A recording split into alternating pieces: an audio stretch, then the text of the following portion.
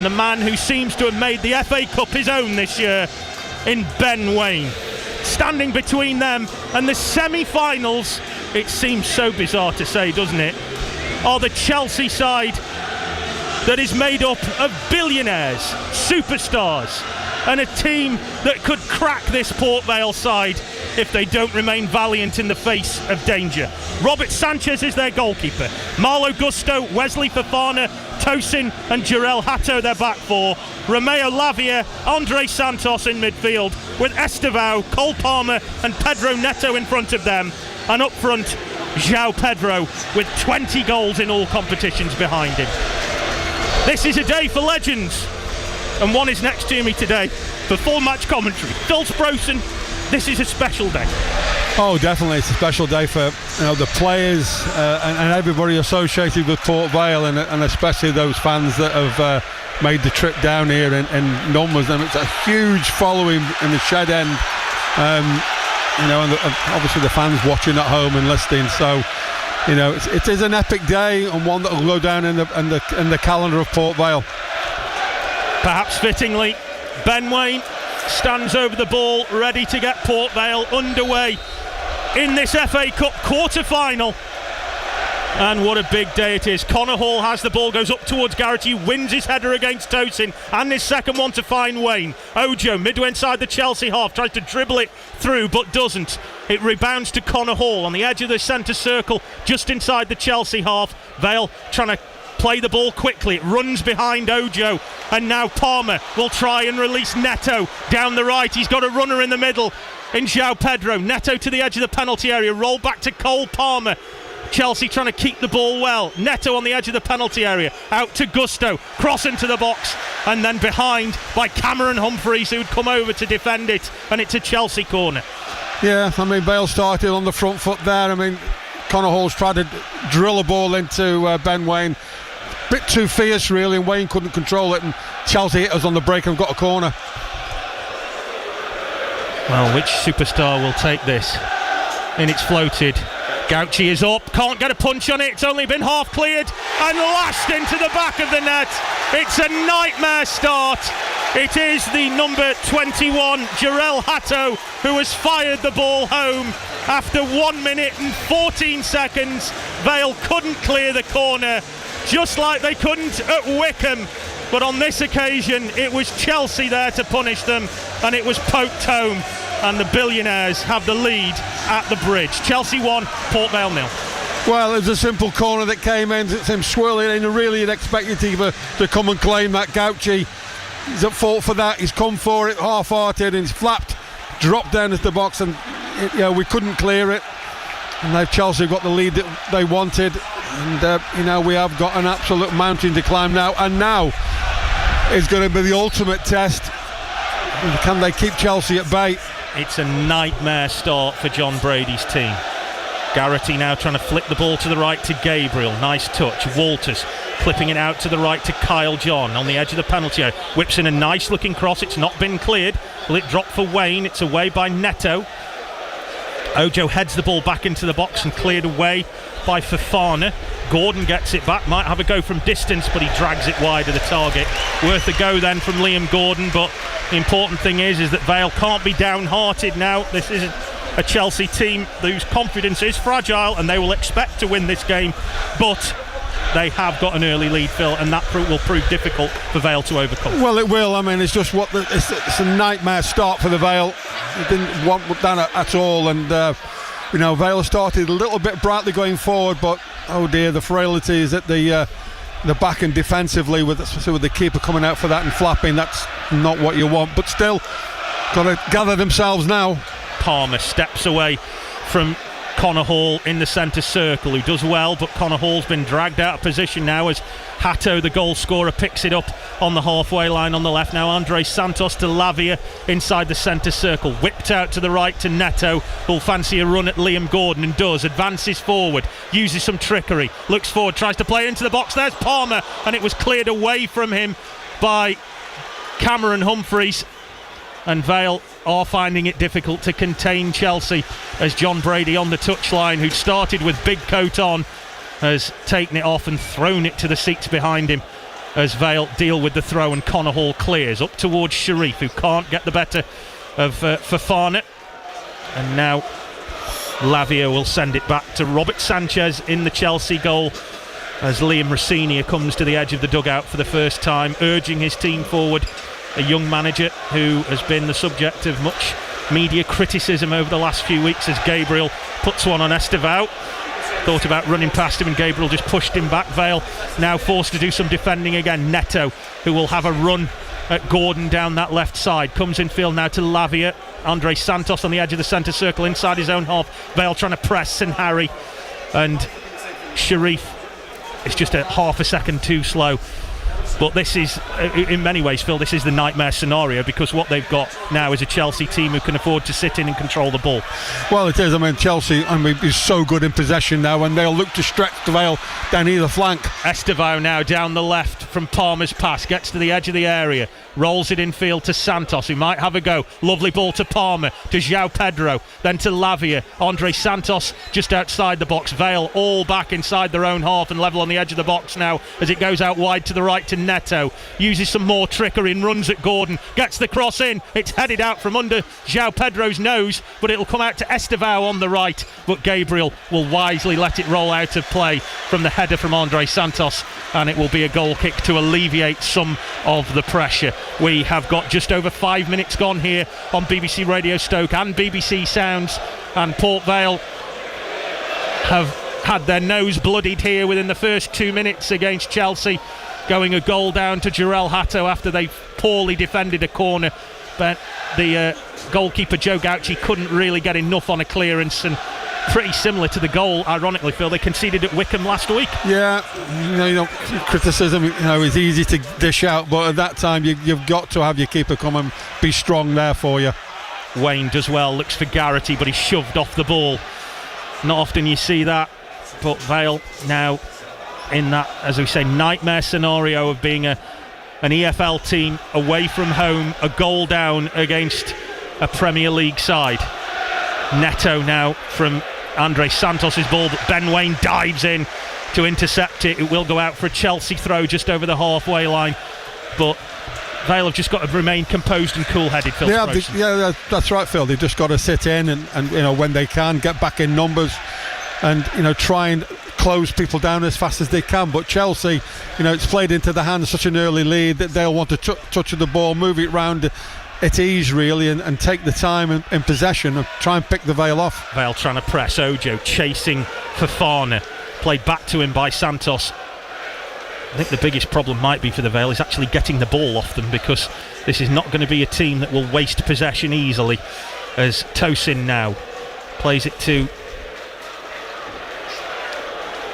Lavia, and now whipped forward by Neto with the outside of his left foot.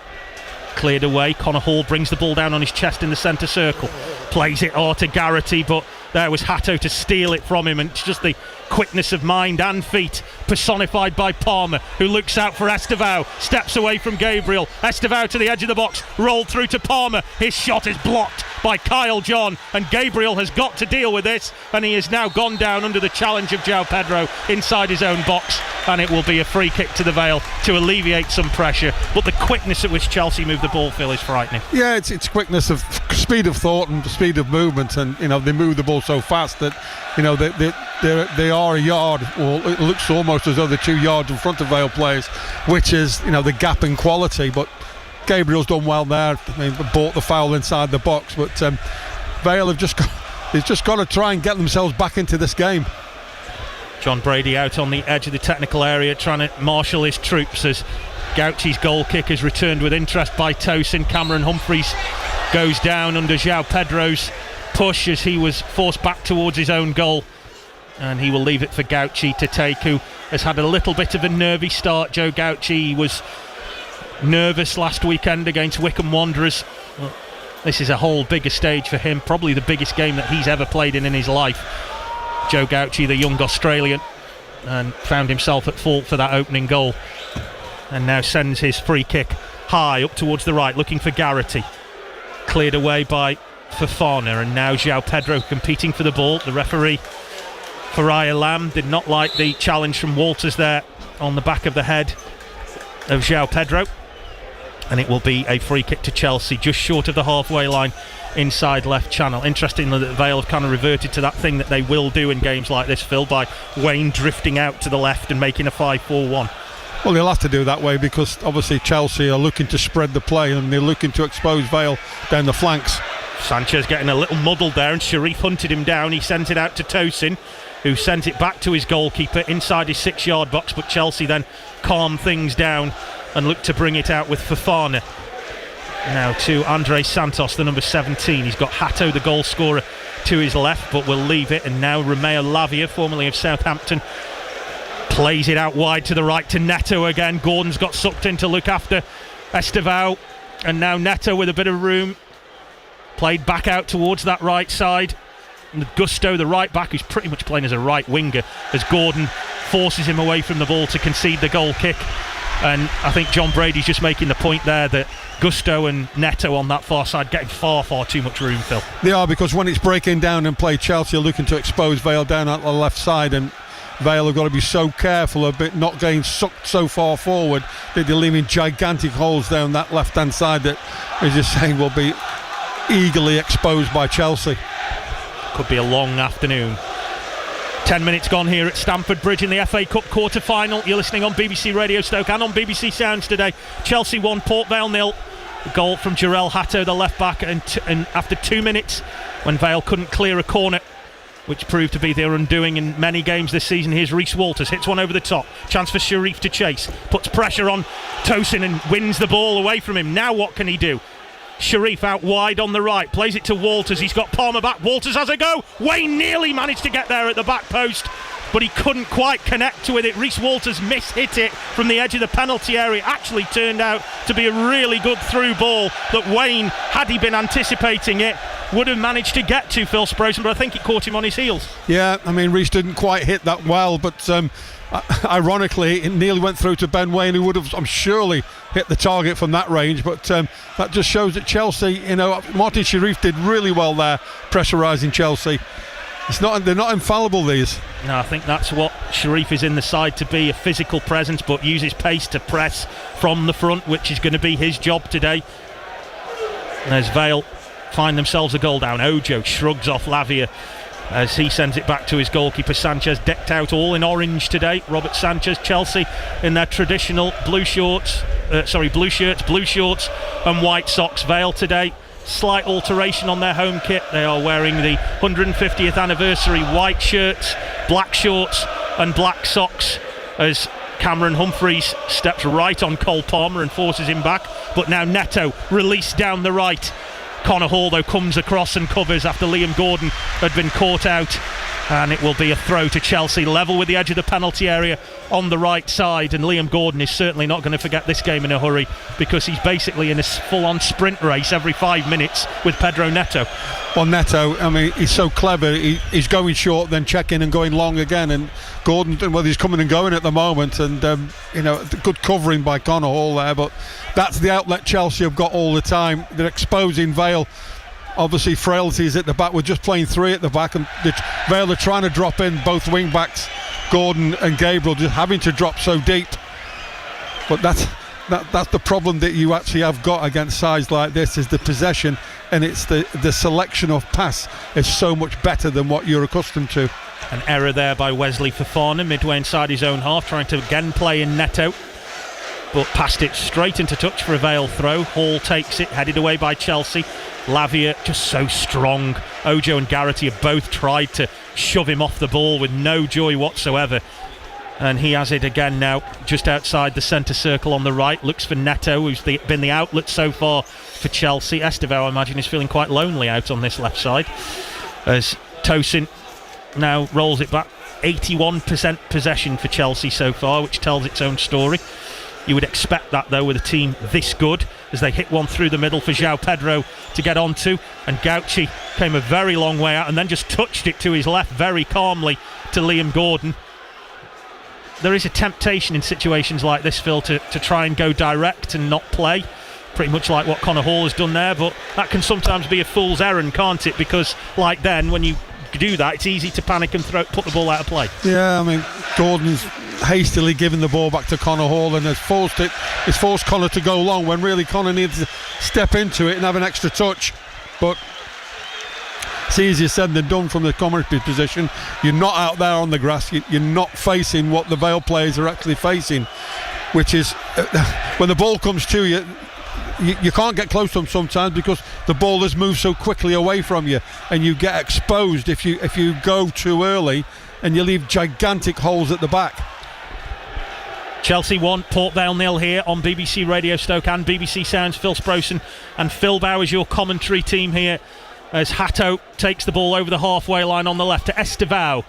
Gabriel forces him back into his own half. Chelsea comfortable going back to their defenders. You see lots of League 1 and 2 teams try and do this, not always so comfortable at it.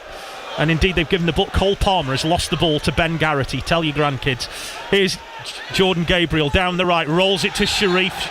Gabriel fouled by Estevao now to give Vale a free kick about a third of the way inside the Chelsea half on the right on the chalk of the touchline. That's good work from Vale. Garrity and Rhys Walters there involving Gabriel, and Gabriel invited the challenge and got a free kick for Vale deep in Chelsea's half. We'll see who will be up for taking this.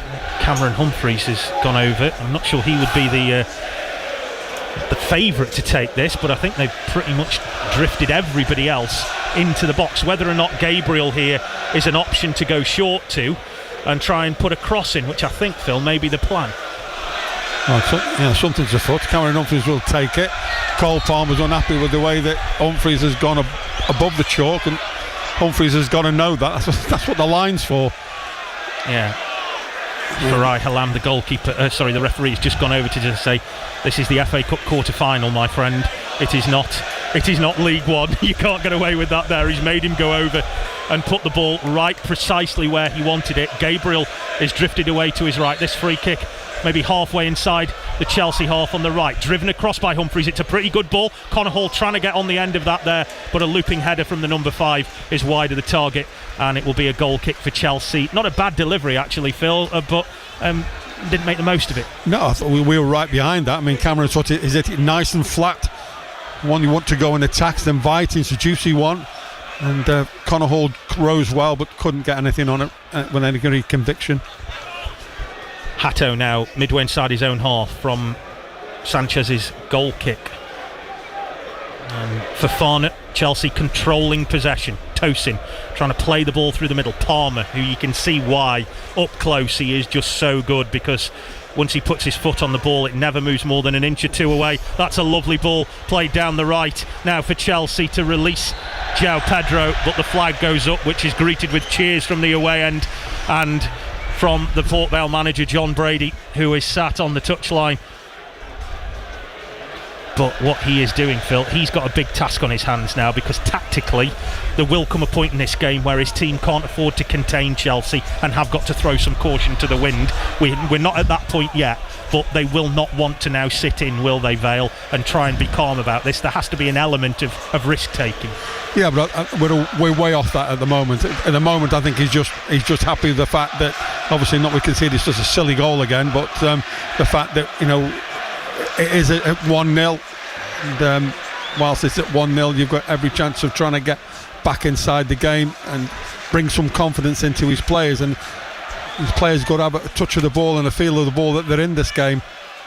Walters now to Kyle John, midway inside his own half, aims one over the top, looks for Sharif. Nice flick on from Sharif actually, who got in between Tosin and Hatto. Did really well there, did the Everton loanee, got in between the two of them and let the ball just flick off the top of his head, but there was no one there. He is at times the furthest forward, Martin Sharif. He's acting as the focal point of that attack, with Ben Garrity and Ben Waine just playing off him. Here's Estevao midway inside his own half, left side, rolling the ball back now to Tosin. Ben Garrity trying to press, and Garrity and Ojo both pursuing the goalkeeper, who hammers it up towards the halfway line. João Pedro gets up above Connor Hall and heads it out wide to the right, looking for Neto. Liam Gordon takes care of it. A big up and under. Ojo goes down under the challenge from Lavia. The referee unmoved by his attempt to get a free kick. Yeah, Lavia using the experience there, blocked off Funzo Ojo. Looked a free kick, but the referee was out there. He was only about 10 metres away from it. Wasn't having any of it. 18 gone here at Stamford Bridge on BBC Radio Stoke and BBC Sounds. Thanks for being with us this afternoon. Chelsea 1, Port Vale 0 as Neto again now out wide on the right, just over the halfway line, into the centre circle now to Lavia. Tosin just outside the centre circle on the Chelsea left, dwelt on the ball and Sharif nearly took it off him, but in an instant moved the ball away to his right to take the Vale player out of the game. Chelsea controlling things so far, and there is a slightly muted wonder of you coming from the away end. I'm sure some Vale fans had been much finer voice if they weren't a goal down by this stage. And now Tosin inside his own half. Fofana to Neto. Gusto, the right back, Phil, has not been in his own half, I don't think, for the entire game, as Garrity looks to win the ball above Estevao. Reece Walters wins it back, does really well, and then gets taken out by Lavia as Wayne was away down the left. And if Reece Walters had been allowed to get on there and play in Wayne, I think Wayne's through on goal there. But as it was, he was brought down by Lavia. The referee, though, keeping his cards in his pocket at this stage. Well, on another day, I mean, Lavia could have easily been booked. Just Reece got away from Lavia there, and Lavia's left his thigh out, and Reece Walters went tumbling over it. That's an easy booking, really, but the referee not wanting to get his card out, as you said, so it's a free kick. Just outside the centre circle, on the left, inside the Chelsea half. Cameron Humphreys, right-footed, clips it up towards Connor Hall. Only half cleared by Tosin. Gabriel trying to get it back. Assistant referee has his flag up. So all the fun and games of that were completely diluted by the assistant referee's flag. And just watching Liam Rossini, who is very animated on the touchline, very clear though in what he wants his team to do, though. You can see what his team's game plan is work the ball out wide, use pace to try and attack, and you can see why he's had so much success in a game, because you can see what he wants from a team. Yeah, I mean, he's directing play. That's what he wants his players to do, is get the ball through, play the ball through midfield and go wide. And Vale forced an error there from the keeper. Yeah. Well done, Funzo Ojo. Yeah, Funzo went and closed down Robert Sanchez, and who thumped it out of play. Not the most secure of goalkeepers, Robert Sanchez. If you've ever watched him, I remember his few spells at Brighton. Those of you with longer memories will remember him on loan at Rochdale a few years ago, and those with even longer ones, as I said, will remember his Football League debut season when he played against Vale for Forest Green.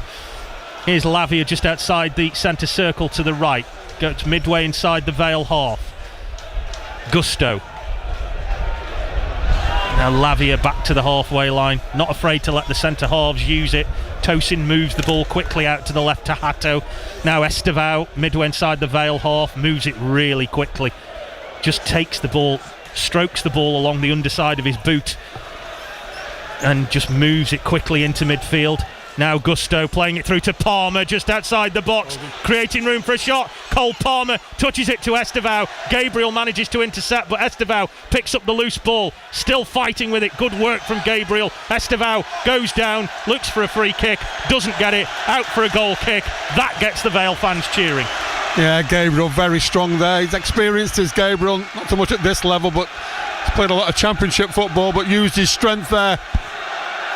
Wasn't going to be made a monkey of down that right-hand side, and certainly letting Estevao know he's in a game. He won't get much change out of him. Ben Garrity just over there having a quick conflab with John Brady to get some details about the next passage of play. I think Brady wants him to get a little closer to Sharif, who's pursuing that long kick from Gauci, cleared by Fofana. Gordon heading it out to the left to Ojo, back to Gordon on the halfway line, chips it over the top now for Wayne. Lavia after him, the ball bouncing out of play for a Chelsea throw, and for all the good that John Wayne, I was going to call him then, Ben Wayne has done, sometimes up against a player that's stronger than he is, he can be a little bit vulnerable. John Brady's gone through 3 coats now. He's started off with big coat, gilet and tracksuit top. The big coat went after a minute. The gilet's now gone, and now we're down to tracksuit top. Yeah. I hope he's got a vest on under all the It'll be a singlet by half time. Don't worry. But yeah, I mean, that was a difficult ball for Wayne to bring that down, and Gordon's played it into it. It's a difficult one for Wayne to get hold of. Chelsea passing the ball out from the back. Lavia. It's not really been too difficult for Chelsea yet. You can definitely see, as sad as it is to say, the gulf between the two teams. Estevao wide on the left now. Poor ball from him as Reece Walters steals it and goes past two players, glides past them, and then tries to work the ball out to the right. But Lavia, who is deceptively strong, he's not the biggest Romeo Lavia, but he is so powerful, and he's proved that on a few occasions. And Reece Walters glided past two Chelsea challenges there and then got outwitted. Cole Palmer then outwitted by Funso Ojo. Some of the things we're saying this afternoon, Phil, are bizarre, aren't they? Funso Ojo outwitting Cole Palmer. Well, we're only how long we're into the game. But Reece Walters did exceptionally well there. Lovely feet. We've got a long way to go. Neto, 35 yards out. Played out wide to the right to Gusto. Neto again. Chelsea pop the ball around so confidently and have it out wide on the right. But there are grumblings around the ground. They've got one or two Chelsea fans moaning as Gusto chips it over, looks for Neto. It'll come to João Pedro, who fires home a second. And Vale could not keep them at bay for long. The ball out wide to the right, clipped into the box, and it found its way to João Pedro on the edge of the 6-yard box, who shrugged off a challenge, turned on a sixpence and fired it past Joe Gauci. John Brady looks to the heavens because the dream, sadly, looks as if it might be about to become a nightmare. Chelsea 2, Port Vale 0. Yeah, Neto again, the architect of our downfall down that on the left-hand side, tormented. Gordon was stronger than him in that far corner and whipped the ball across the 6-yard box, and you cannot give players like Pedro opportunities like that. And he twisted and on the 6 yards out, and he doesn't need any invitation to shoot, and smashed it into the right-hand side of the net, gave Gauci no chance. But again, the thorn in the side is Neto down that left-hand side. Ben Garrity just stood there on the halfway line waiting for the game to recommence, just shaking his head as Sharif tries to head the ball out towards Wayne on the left. If he's going to produce some heroics, they've got to be pretty soon, because at the minute Chelsea are overrunning Port Vale, and there are one or two grim faces on the dugout. I think they know that this was always going to be difficult, but it's even more so now. Andre Gray, a veteran campaigner, just gone to sit back down after a warm-up. Jaden Stockley is out there warming up, as is Eli Campbell, Ethan Archer. Hatto now, who scored the opening goal on 2 minutes, on the halfway line on the left to Lavia. Ojo is the one doing the most pressing here. He's been the one who's been up and down, and the sad thing is, Phil, we just start to hear a few rumblings of discontent amongst the Chelsea crowd that they weren't making the most of their possession, and then they've quietened that down straight away by popping a second goal in. Yeah, the second goal's a killer, because as you say, I'm not saying that in any stretch of imagination you're getting on top, but Gusto might open up another one, rolls it in, looks for João Pedro once more. Cameron Humphreys is clearing the ball, and John Brady goes back to the dugout. I think they have a pretty much instant replay down there to see what's going on, and I think he's very much aware of how vulnerable the team are down that left side, because that's where all of Chelsea's joy has come from so far, and that's where the two goals have come from. One from the corner, the other from a cross from that right that João Pedro had time to turn on the box in and shoot. And Chelsea now with the corner from Neto deep into the box, headed up in the air. Gauci stayed at home, and it's Sharif who went up with, can't see which Chelsea player who went up with him there, but they're both down and they're both holding their heads, and both medical teams make their way onto the pitch to tend to those players with 27 minutes gone here. Chelsea 2, Port Vale 0. It was always likely to be difficult, Phil, but I think what we have seen in the opening, nearly half an hour, is the real gulfing class between the bottom of League One and the top of the Premier League. Yes, it's the first touch and the awareness of the runs that Chelsea are making, and their pass selection is so much better. I mean, that's why they're playing in the Premier League, and they move the ball so fast. And Vale players, they're trying to close down, but sometimes they're a yard away from the Chelsea players, and they're moving away from. But certainly Neto down that left hand side is exposing the huge gap that's behind Gordon. Even though Gordon is dropping in at times to try and make a 4-up, that they are getting in behind us far too frequently, and it's a monumental task now to even think we can close the gap and make I'm just hoping we can make a decent fight of it, to be honest. You don't want to concede a third goal before half time, possibly stay in the game for long periods and then come out refreshed and have a go at Chelsea in the second half. Well, there is some what I like to call mid-match coaching going on as Sharif and I think Andre Santos is the Chelsea player who was down.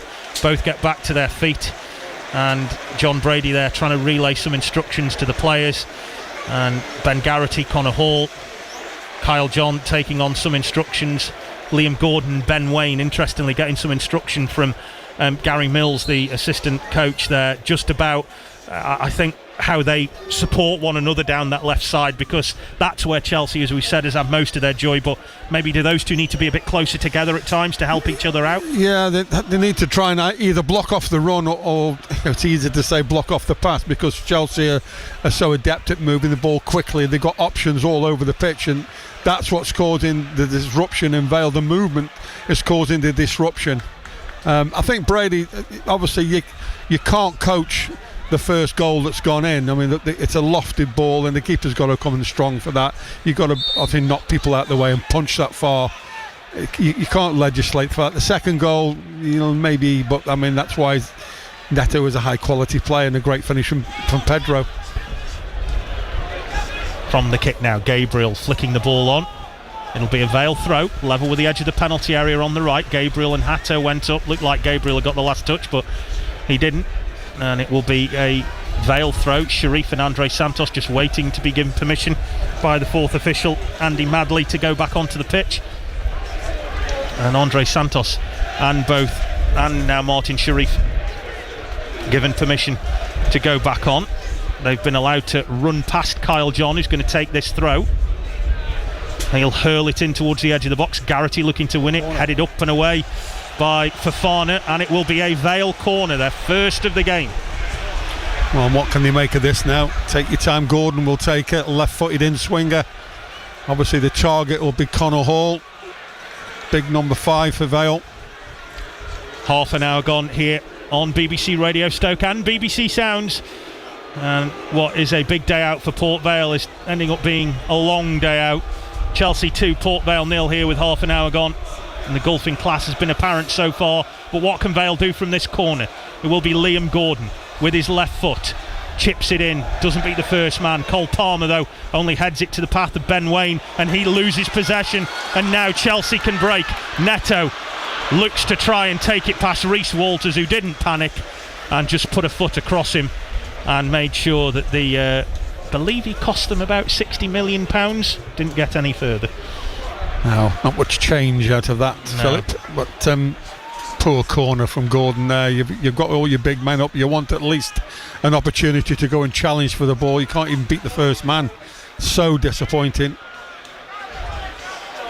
Hato now scored the first goal after 2 minutes, which seems like an eternity ago, but in reality it's only 28 minutes as Chelsea now just move the ball around confidently. Tosin goes back to his goalkeeper, Martin Sharif pressing him. Ojo, who's still got plenty of life in the old dog yet for in terms of his legs. Sharif goes in. Oh, bit of a nasty tackle there by Sharif.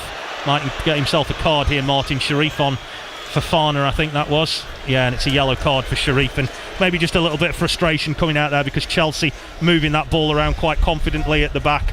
And as we just look on the replay here, Phil, you can kind of see maybe just saw the red mist a little bit, didn't he? And when the ball got moved back towards Fofana, just went after him. Thought he could win the ball, but he moved the ball that quickly. He ended up taking the man instead. Yeah, there's a bit of a heavy touch from the Chelsea man. Only just caught him on his ankle there, and Sharif thinks he can have a bite at him. But, it's one of those Premier players. You're looking at it now on slow-mo. Not a bad challenge, that, to be fair. Made a meal of it as the Chelsea player. Free kick then to Chelsea by their corner flag on the right. Chelsea 2, Port Vale 0 here, 33 gone on BBC Radio Stoke and BBC Sounds. Thanks for being with us. This one not over yet, but a long road back for Port Vale, whose FA Cup dream looks like it might be about to die. Started way back in November against Malden and Tiptree when they beat the lowest ranked side in the competition. They themselves are now that as Hatto moves the ball to Cole Palmer. Cameron Humphreys dispossesses Cole Palmer to Garrity, who then moves the ball quicker than Estevao could reach him, and it will be Funso Ojo. Sends a sumptuous ball out to the right to Gabriel, who then got a whack in the back from Andre Santos, and Gabriel has gone down holding his back and looks in real pain. Yeah, Estes left one in his kidneys there. Comes Keane. Yes, as my mother would say. But Gabriel, I think, was optimistic. It was a glorious ball from Ojo from the centre circle out wide to the right, and Gabriel looked to try and receive it, and as he did, Andre Santos came and leapt across him, caught him, I think, with his knee in the small of his back on the right side, and Gabriel is still holding his back, and the referee's kind of having little sympathy, just asking him to get up, and he either needs treatment or he doesn't, but he's now got up, and it will be a throw for Vale halfway inside the Chelsea half on the right. Kyle John looking to take it. What can Vale do here? Aimed in towards Connor Hall. Headed away by Tosin. Picked up by Liam Gordon just outside the centre circle. Right side in the Chelsea half. Square to Reece Walters. Cole Palmer after him. Walters keeping possession to Ojo, steps away from João Pedro, out wide to the left to Walters, goes back to Gordon. Do Vale just need a little spell on the ball, Phil, to settle them? Well, possibly, yeah. Need to keep the ball away from Chelsea for a start. That'll be a start, but certainly, yes, keep the ball a little bit longer than they have been doing. It's okay, keep moving it to each other. And Vale are trying to do that as we speak.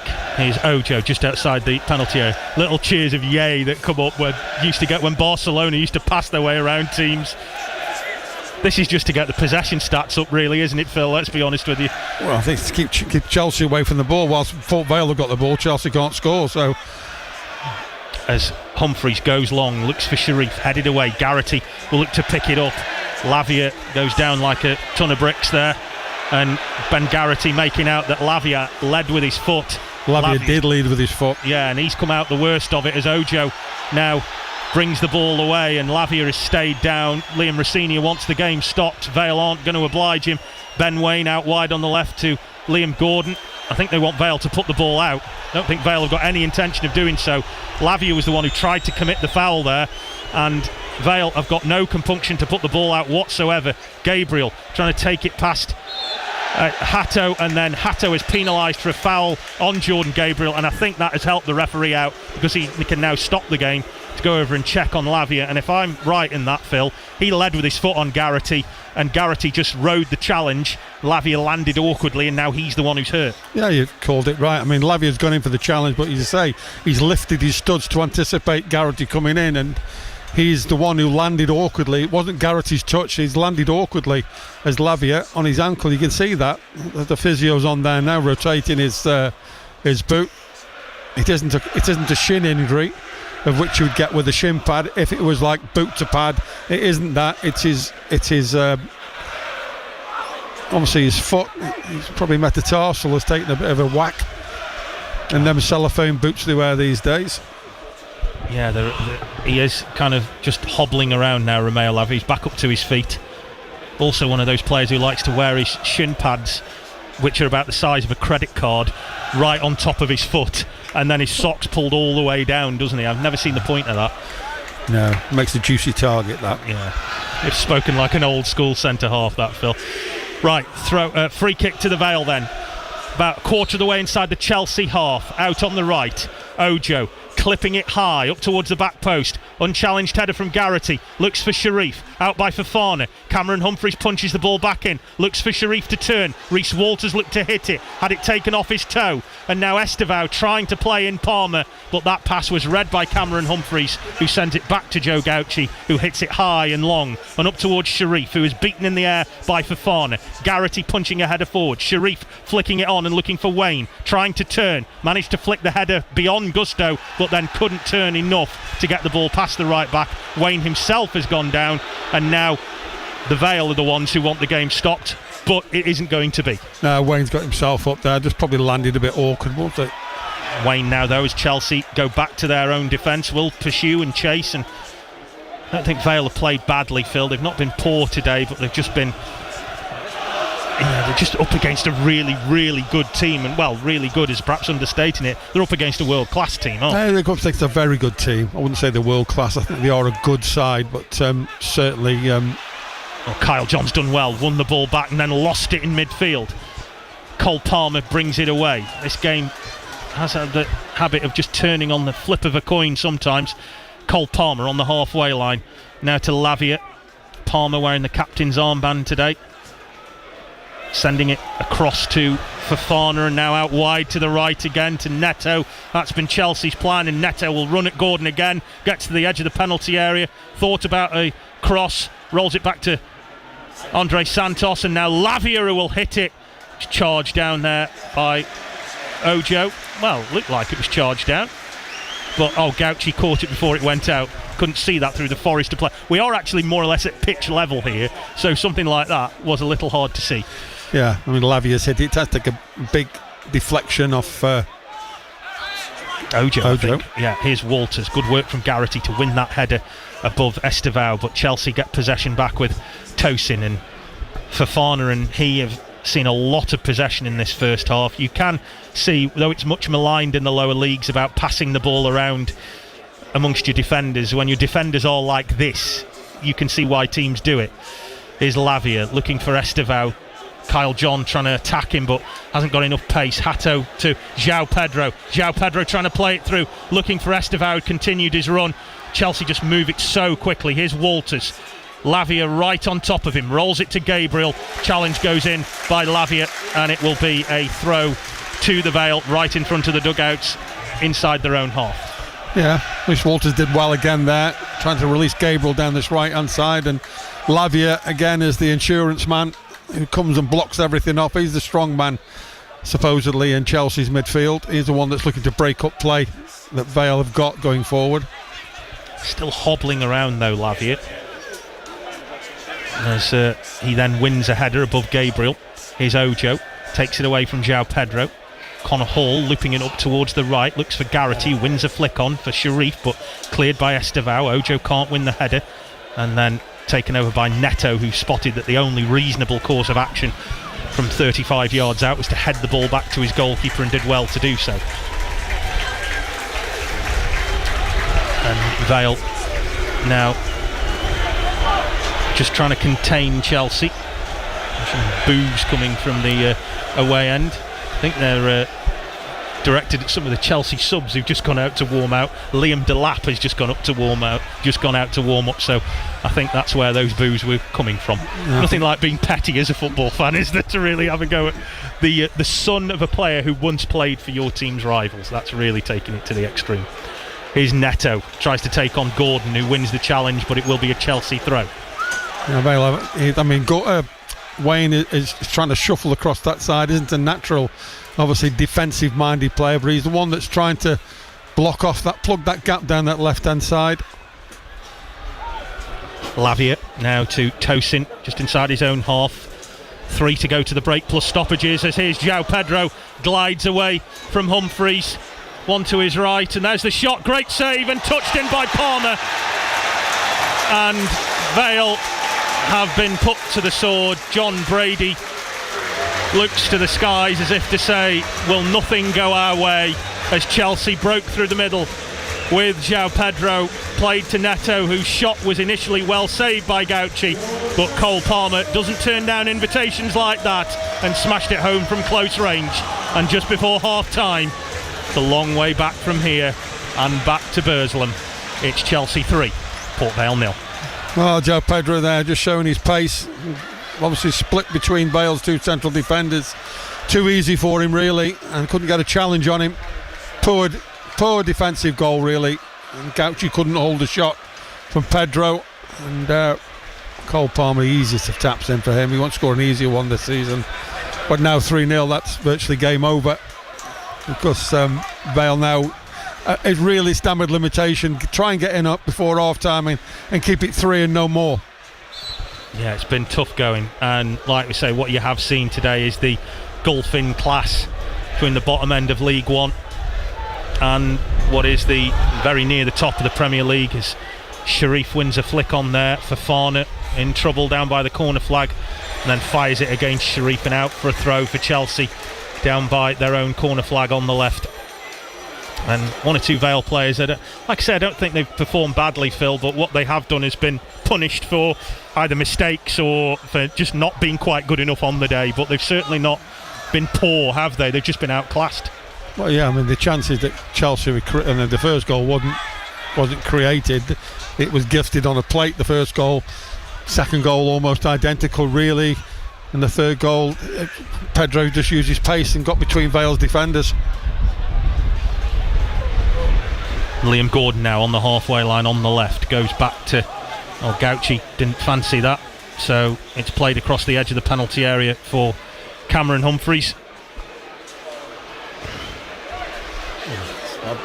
And now Vale with a lot to do, and as Phil Sproson says, some of this now is about damage limitation. It is about keeping your head above water.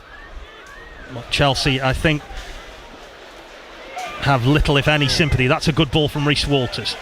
Lovely ball to find Sharif. Sharif shoved off the ball by Lavia, who is just so strong and powerful, and then Reece Walters fouls Lavia, and it will be a free kick to Chelsea. I don't think that was a free kick on Sharif. He just got out-muscled, didn't he? He did, yeah. Lavia's just, he sits in there, the number 45 for Chelsea. Experience, yes. Strong on the ball, bodily strong.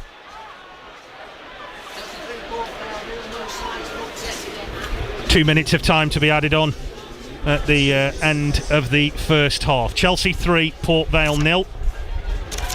It has been a sobering lesson for John Brady's team, and probably a sobering lesson for some of these players too, as a back pass towards Connor Hall catches him out and Chelsea win possession back. It's Gusto down the right, Ojo back to track him, but roll back to Palmer with loads of room. Now Lavia to Andre Santos, through to João Pedro. Palmer out wide to the right to Neto again.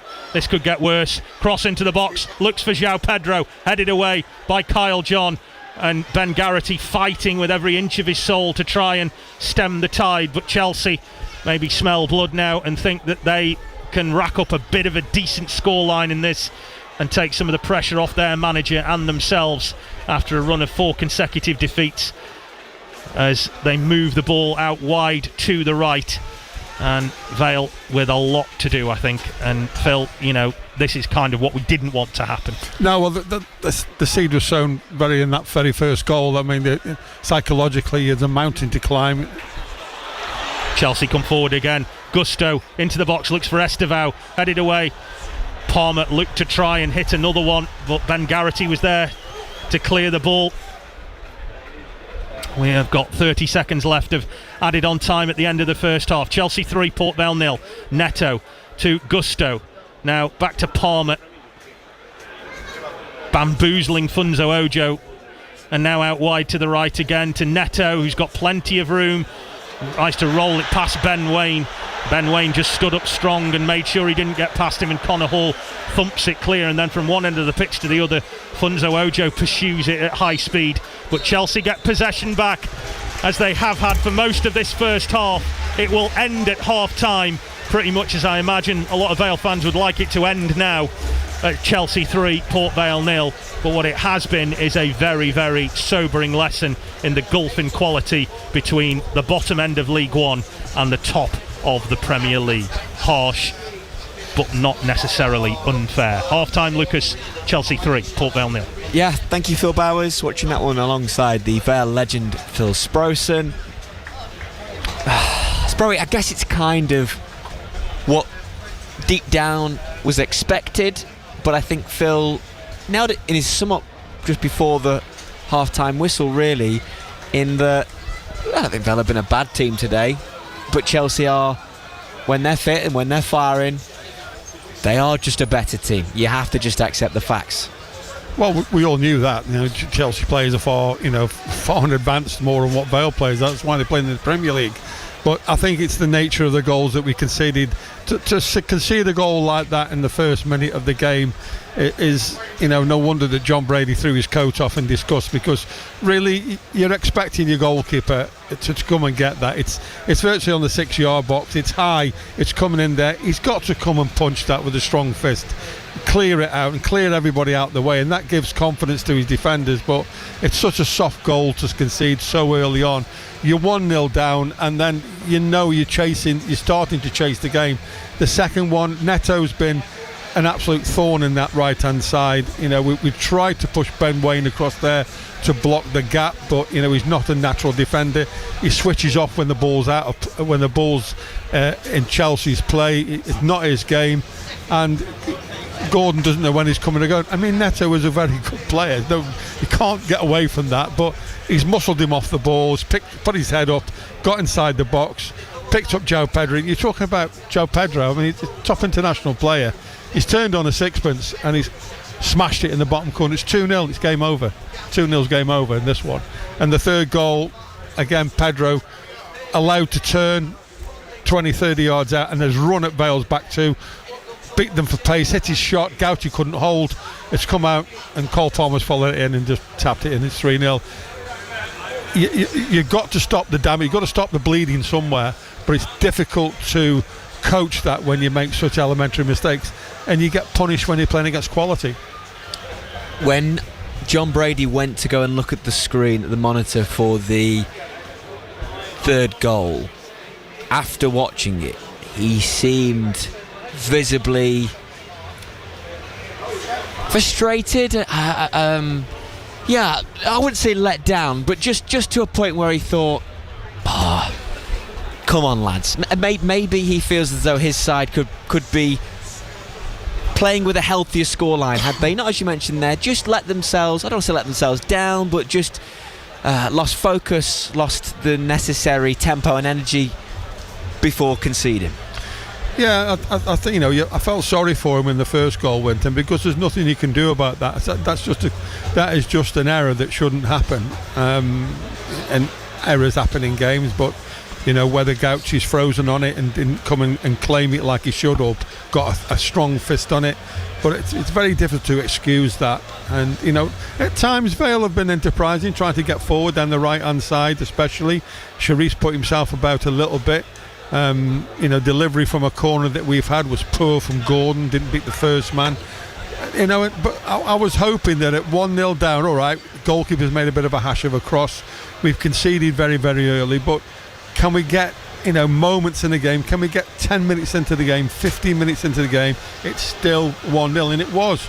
But then we gave another goal away. I mean, it was a bit of good play down that right-hand side, but we've give possession away, and again we've gone 2-0 down.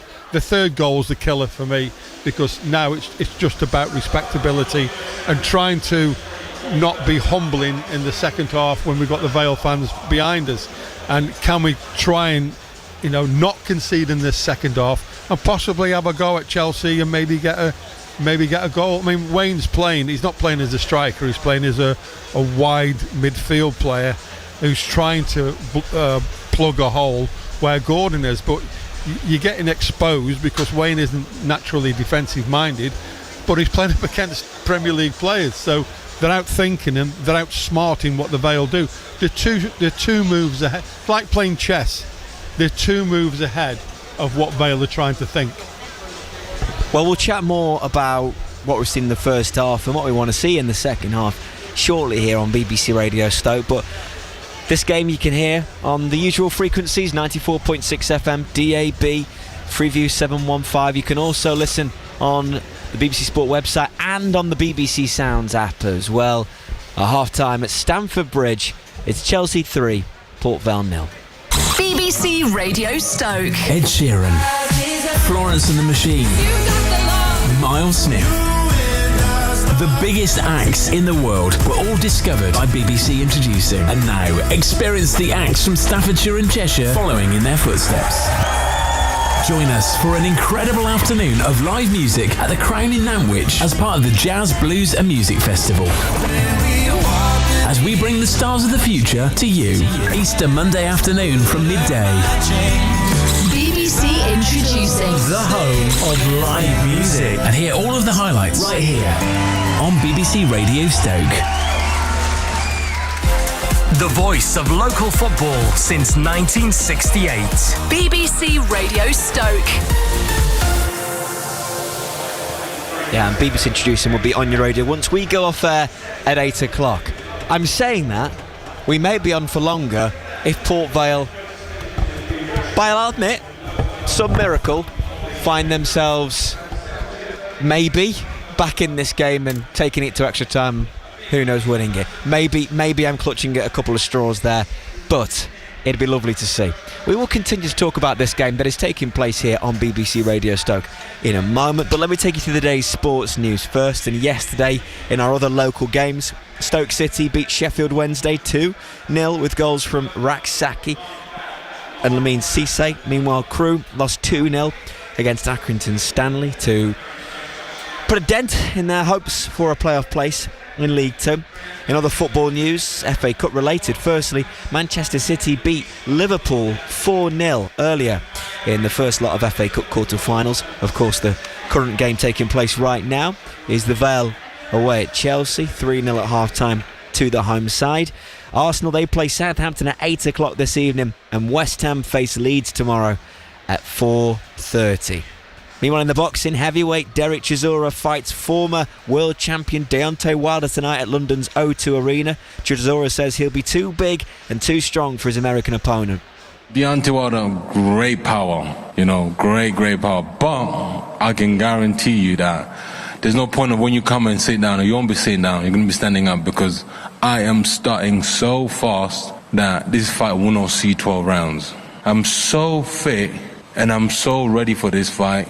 We might not even see round 2. Derek Chisora against Deontay Wilder, a fight that is taking place this evening at the O2 Arena, just down the road from where we are. We're in West London, of course, watching the Vale, who are taking on Chelsea. I will just remind you that the Vale, who have not had a great season, I think we can all nod and agree with that one. They're facing a side that have been a Champions League team this year, that are the current Club World Cup champions, and are competing for another place in the Champions League this season, with players and a squad's worth of £1 billion or so. So yeah, I would argue that it's a fairly unfair advantage against our local side, Port Vale. Phil Bowers watching this game alongside Phil Sprosome. Second half to come, Phil Bowers. What has it been like for you? Obviously, counting this one minute by minute, kick by kick. Watching it unfold, to you, instinct feeling is that maybe Chelsea are, just with their players, a bit of a cut above?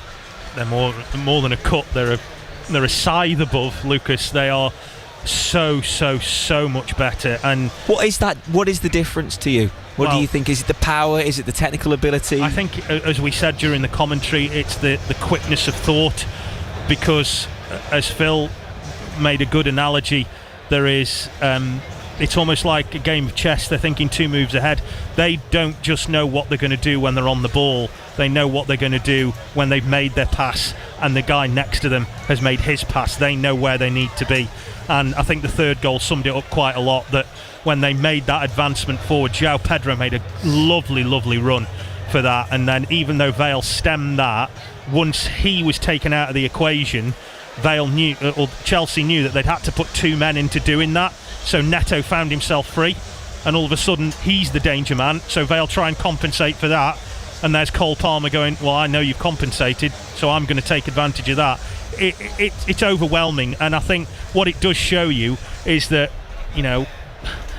cup shocks are one thing, but when you're in a team like this backyard and they have a point to prove, which I think this Chelsea team does, then there isn't much stopping them. And as I say, the biggest thing for me, Lucas, the golfing class has been huge, and it's really hard. I don't think there is any way back now, but it's been really hard to see if Port Vale could even get near them. How does this game become interesting, Sperry, aside from the obvious? And I'm trying to be realistic with my question here. Obviously, to make it interesting, Vale get back in this, but we've seen the golf, and whilst we're rooting for it to happen, we have to be, again, have a an element of realism to it. So how do we make this second half for those 6,000 travelling Vale fans interesting? Well, it's easy to say, well, let's have a go at them, let's throw a bit of caution to the wind, but of course if you do that, then you're running a massive risk of being caught out. We've already seen when we've tried to commit men forward and it breaks down, that they break so quickly on you, and it's their speed of thought is so much faster than ours that you'll expose, and you'd hate to come here and lose 6 and 7, which is not out of the realms of impossibility. Having seen that first half, that could run away with you. At 3, yes, it's as far as you'd want to go, really. Have Chelsea got more goals in them? Probably. It's how we're actually going to stop that, and are we actually going to try and get something back from the game? But if it was 3-0 and we gave a good account of ourselves second half, then and made the Vale fans be able to cheer a little bit, have a little bit more enterprise. But again, you're running a massive risk. But it is. But to me, it's so disappointing when you concede such a soft goal so quickly, because that deflates, and that's just taken the pressure completely off Chelsea. Chelsea then have just been able to relax on the ball. Vale fans have been good fun, and they brought the noise. I have a feeling that if they do get a goal, the Vale, and it will be in front of the Vale supporters too, they'll go wild as if they've just taken the lead, which I'm not saying is going to happen, but I would love it to happen. I'd love the Vale to get a goal this afternoon, just to give them a moment, even if it's going to mean nothing in the grand scheme of things. Yeah, I mean, that's what you'd want. The travelling, so they've come down in the thousands. They want a bit of encouragement from the Vale players, and have a bit of a go and see if we can get a goal and give them something to cheer about. But I think, if you're asking all the Vale fans massed behind that goal, would you settle for 3-0 now rather than it being 6? Then I'm sure most of them say, yeah, we just want to have a bit of a fight and just try and threaten Chelsea a little bit. I thought for a little bit of time Jordan Gabriel gave Estevao, the young, exciting, potentially one day future Ballon d'Or winner, bit of a tough time. Yeah, I thought Gabriel's looked strong down that right hand side, and he's certainly not made the young player look as though he's a world beater. I wouldn't say he's had him in his pocket, far from that, but he's certainly been able to hold him. But the damage has been done on the other side, on the other flank, when they got Neto running at Gordon and causing all sorts of problems, and João Pedro up front, who's he's an obvious threat, and he doesn't need much invitation to punish you. What do you say as the Chelsea players come out? So we'll be not too far off second half kicking off. What does John Brady say to his players? I think he's got to give them belief. You can't, so you can't knock them too much. He's got to give them a bit more belief that try and block off this Neto down this left hand side, and he'll try and work a plan of how he's going to do that, and try and keep his players motivated and try and keep them in the game. But it's a difficult task when you see the quality of the opposition. The left it does feel as though the left hand side has been it's been worked on for countering the Vale, hasn't it? Chelsea's right, Vale's left, and let's hope that the second half that adjustments are made, and that this can be a respectable scoreline. Maybe I'd love Vale to get that goal. Yes, absolutely. Yeah, I just think we've been cruelly exposed down that left-hand side. It's Neto has just dug the knife in. It looks as though they swap sides as well, the wingers, from what I can tell, with Estevao staying closest to us. Thought we were going to get to see a little bit of Pedro Neto up close, but it looks like the wingers have swapped over. Well, the game's about to kick off here, so once again on 94.6 FM, DAB, Freeview 715 and BBC Sounds. Port Vale away at Chelsea, current scoreline 3-0 to the host. Phil Bowers and Phil Sprouse, new commentary team. Second half underway here as Chelsea in a commanding position get us underway for a second 45 minutes, and Robert Sanchez, the goalkeeper, hasn't had a great deal to do in this game, fires it forward after getting the ball back from the kick-off as Chelsea advance down their left side now with João Pedro. Quick feet, quick movement now to Santos, and now Lavia. Sharif goes and has a go at him but can't quite move the ball forward. A familiar face has just come and sat in front of us here in the press box. Mark Bright, the former Port Vale striker who's given us a wave, has come and sat in front of Phil Sprouse, which has made him a happy man.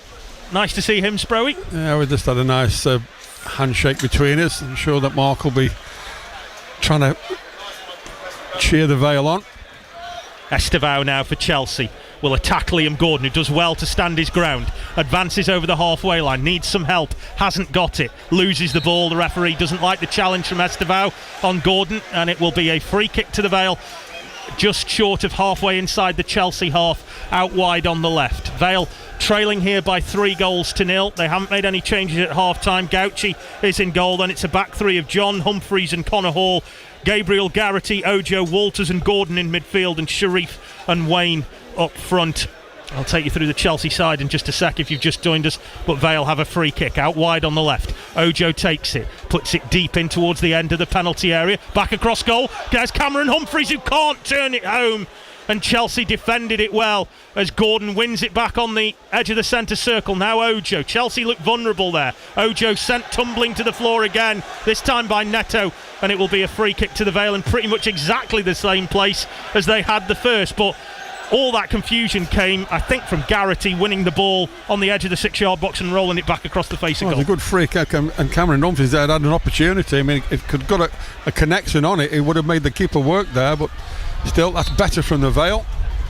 And it will be another chance for Ojo to put this ball into the mixer. That's another good delivery to the far side. It'll come here for Garrity, who can't keep the ball in play, but it was academic because the referee had already blown up for a foul on Andre Santos by Connor Hall, which is met with a gallows-like grin from John Brady, who kind of felt, I think he knew that was always going to be the case once there was a little shove in the box there. Yeah, there was a bit of a coming together. Connor Hall and Chelsea player went down very quickly. Would love to have been a fly on the wall in the dressing room at half-time to see what John Brady said to the players to try and galvanise them for what could be a long second half. Chelsea at times in this game have looked great, like then with João Pedro, lovely ball, and Garrity and Kyle John combining to try and win it from Cole Palmer, but when you take it off him, there's another player to win it back in space, and Vale at times have chased shadows as Lavia pings it over the top for Estevao, edge of the box on the right, hits it across the face of goal with no one there. Estevao would have tried, I think, to keep that down, but João Pedro would have needed a step ladder to reach that because the cross was so high and misjudged. But electric pace, Phil, and he had Gordon on toast. Well, he did. I mean, it was actually, a switch of play from Chelsea. And Estevao, like you say, beautiful ball from Lavia. Picked out Estevao, good touch from Lavia. From Estevao rather, and poor cross from him. Gauci now with the ball, takes it outside of his penalty area. I think actually assistant referee may have put his flag up there, so that was academic, but it was very, very late in the day. Gauci to take this free kick from midway inside his own half, looking for Sharif, misjudges his header, comes back to Connor Hall, clips it up towards the edge of the area, headed away by Andre Santos, and now punched forward by Connor Hall. Vale trying to keep the ball moving and keep Chelsea away from getting it on the floor, which is their most dangerous asset. Kyle John has it now in the centre circle, out to the right to Gabriel. I think he wanted Gordon to make a run out there, but Estevao was sticking to him like glue. Vale trying to just get a feel for the ball, as so frequently in this game Chelsea have kept it away from them. Humphreys now to Kyle John, wide on the right just outside the box, looks for Garrity. Hatto had a little snip at him, and now Chelsea come forward. Palmer, lovely back heel to Andre Santos, to Estevao, and it's wide of the target, and he should have scored, the youngster, because it was a glorious ball initially from Cole Palmer, played across the edge of the penalty area, and he should have buried that, the youngster, but he put the ball wide of the target, got in between Gordon and Connor Hall. Should have scored. And Garrity gave the ball cheap ball away, and really the young man from Chelsea should have hit the target. I think he might have struck the base of the post as well by the looks of it. It was a let off. Yeah, Gauci was beaten all ends up by it, but it's just a demonstration that Chelsea are not done yet and want more. They are going to have little sympathy here for Port Vale as Kyle John sends it forward. Sharif losing out in the air. Reece Walters dispossessed by Santos. Cole Palmer sets off towards goal and again plays it out to Estevao. They want the fourth to kill this here. Inside the penalty area to Cole Palmer. Tries to send it through with a low shot towards the bottom corner that Gauci saw late but got down and saved. Almost looked like that was trickling in from Palmer, but maybe deceptively slowly, Phil, and tried to catch the keeper out. Well, that's his aim, I think, was try and catch him out. Gauci now trying to fire that ball out towards the left side for Sharif, who's looked an increasingly lone figure. At what point maybe does John Brady, if nothing else, rethink this a little and try and push Wayne a bit further forward so he can be a centre forward with Sharif? Well, you're right. I think that might be the call. He might have to bring this left-hand side needs attention for me. He's going to have to release Wayne because Wayne's in no man's land. He's in that position where he's sat between a left wing back and a left back on Gordon.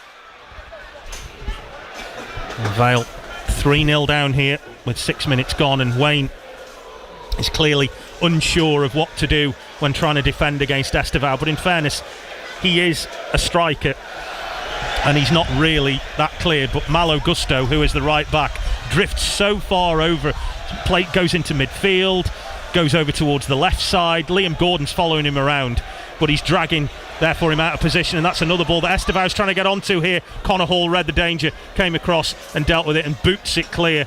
But Vale have got to get to grips with that left side because it's something they haven't done, and it's Gusto's movement actually, Phil, that's dragging Liam Gordon all over the place and leaving Wayne exposed against Estevao. Well, there's the moving players around, and you've got full-backs who are so comfortable on the ball that they will do that. But there's no way I'm not blaming Wayne. It's just that the way he's been dragged across the pitch. No, he's under some threat. João Pedro away down the left now, tormenting Kyle John. Gets to the edge of the penalty area, rolls it back here for Andre Santos, to Gusto, to Lavia. They're queuing up here. Vale have got a white wall in between them and the goal, but it might not be enough. Gusto now to Estevao, edge of the penalty area to Andre Santos, to Estevao again, getting room here to get a shot away, blocked by Gordon, and it's a corner, and Chelsea are hunting for a fourth, and they are very close to getting it. Yeah, they're tormenting Vale. Moving the ball so quickly on the edge of the area there. And you're looking on the replay there, they're just swirling the Vale players around, they can't get near them. Neto with this corner. Vale are going to warm up some subs. I think Eli Campbell and George Hall will be on shortly as Cole Palmer gets the short corner out to Hatto, who started this off after just 2 minutes with a goal from close range. And he has the ball just outside the box on the right. Chelsea are so calm in possession. Cole Palmer, lovely pass now towards Lavia, chips it over the top, and Wayne and Gusto get into a bit of a tangle. Nothing in that from Wayne, but Gusto, I dare say, Phil, bred from Premier League insecurity, there went tumbling to the floor and looked at the referee with tears in his eyes as if to say, give me a penalty. Yeah, well, he just ran across Wayne there and just had a bit of a coming together, but there's no way it was a penalty. Vale somehow, well, I think they're going to try and block off this left hand side, push Ben Wayne up front and try and make a two, whether you leave Sharif on or you bring Andre Gray on. And I'm not quite sure what he'll do on that one, but I think it's Andre Gray who's got the nod in front of Stockley as Wayne tries to get on the end of a flick on there from Sharif, cleared away. Connor Hall comes forward and wins the header. Tosin trying to nod it away. Good work from Liam Gordon though to win it back. Needs some help. Nice work from Gordon. Gabriel wants it on the right. It might find him here. Gabriel trying to get there ahead of Hatto, who's done really well. But then Gabriel just with the merest of touches on his shirt, and that's a free kick. But a good idea. And Liam Gordon, who defensively, Phil, has been rocked all afternoon, but if you can get the ball to him and get him running, he might have a bit of joy here. Well, he is. I mean, going forward, you like Gordon. He's just fortunately couldn't get that ball through to Gabriel there, but showed too much of it to the Chelsea player. Estevao, lovely ball over the top for João Pedro, takes it on. João Pedro trying to get the shot away. Connor Hall has forced him wide. It won't go out to play, will it? It will. But such a ball there from Estevao over the top, completely took out the Vale defence. João Pedro on it to an instant, good first touch, but then Connor Hall forced him wide, shot it against Connor Hall's legs, and Cameron Humphreys couldn't stop it going out for a corner. Yeah, beautiful ball from Estevao over the top of Gordon, and Connor Hall's done really well there. Another Chelsea corner. Neto floats it in. Lovely delivery. Not cleared. Just about now by Vale to the edge of the penalty area. Palmer. Reece Walters has had an education today up against one of the best players in the world at the moment in Cole Palmer. And out to the right he goes now to Neto, who will torment Wayne one side, then the other, onto his left foot, thinking about the shot. Neto with the drive, parried by Gauci and stabbed away for another corner by Ojo. And Chelsea here are turning the screw and want number 4. Yeah, Neto there's turned and faced up Wayne. You can see it doesn't take much up to him to release a shot there. Short corner, Palmer. Cross now to Hatto. Lots of room for him to shoot just outside the box. Finds Neto, thought about the cross, plays in Gusto, cross to the back post, header down and 4 from Tosin, who had an unchallenged header in the box from a cross into the box from Neto. And Chelsea have the 4th they have been hunting for, and in reality Port Vale have been well and truly dusted here at Stamford Bridge. It's not been pretty, and unfortunately it's goodbye to the FA Cup for John Brady's team. Chelsea 4, Port Vale 0. Yeah, good movement from Chelsea again, moving the ball around, and ball clipped into the box. Delightful ball clipped into the box, and the big man's come up from the back, powered his header and give Gauci no problem there. And now it's all about damage limitation now. He's got to make, I think Brady's got to probably make some changes now to try and stem the flow, which it'll be difficult, but obviously it's there to be done. We've got to stop this tide of possession that Chelsea have got and the movement that Chelsea have got. You look at the subs that they're lining up here. No, I'm just looking up now how much Alejandro Garnacho cost Chelsea, because he's about to come on. So Eli Campbell on loan from Everton and Andre Gray on a free are coming on. £40 million worth of Alejandro Garnacho is going to come onto the pitch for Chelsea.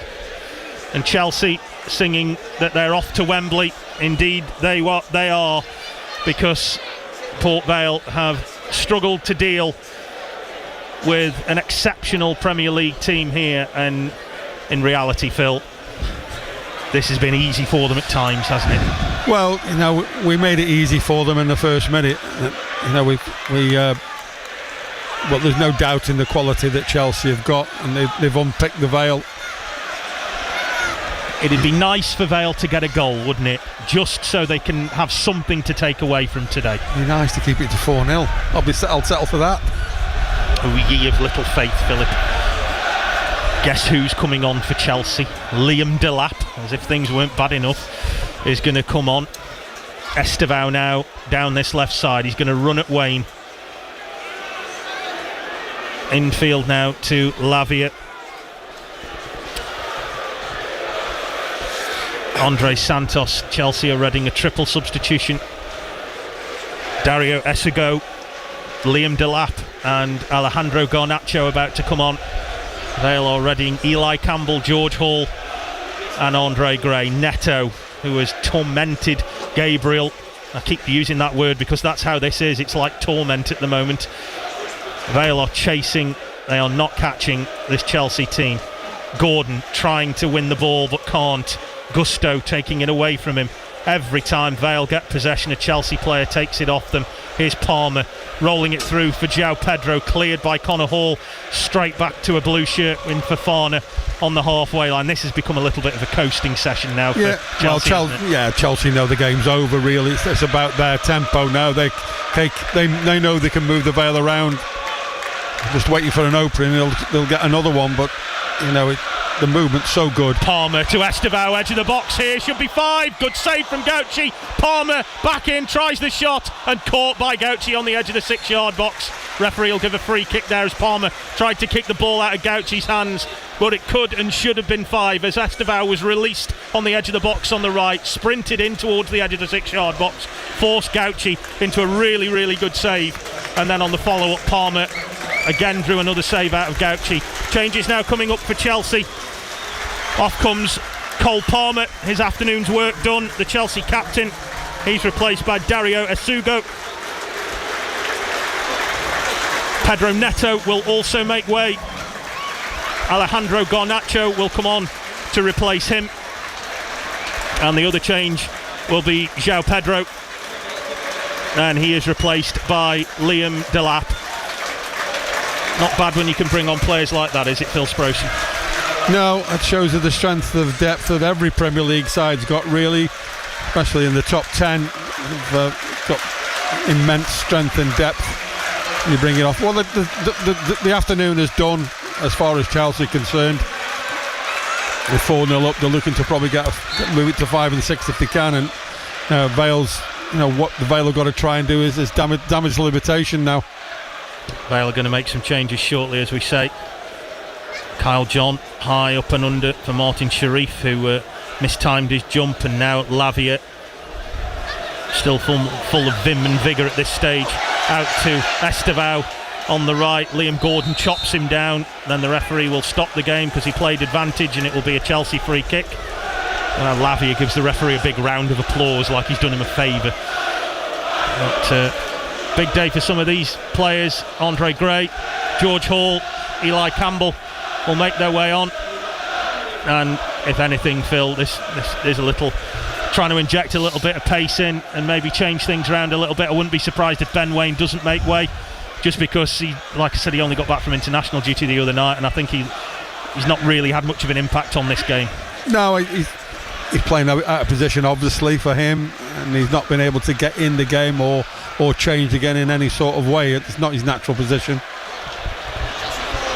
Chelsea pile forward again, looking for Delap, but the pass was misplaced from Gusto, who is a player who is not just a right back, and it's hard to believe that he doesn't really play every week, because Reece James, when he's fit, is better than him. He's been one of Chelsea's best players today, Gusto. Yeah, he's affected the play down that side. Chelsea come forward again. Cameron Humphreys dispossesses Garnacho and has to send it back to Gauci. His kick though is charged down though by Andre Santos. Now Essigo, now Lavia. Chelsea have just been so good on the ball. They're a world away from what Vale will play in League One, and they've made Vale look ordinary sometimes, but this lot have made Vale look like they're a pub side at times. Let's not be any two ways about it. Lavia now out to the left. Hato.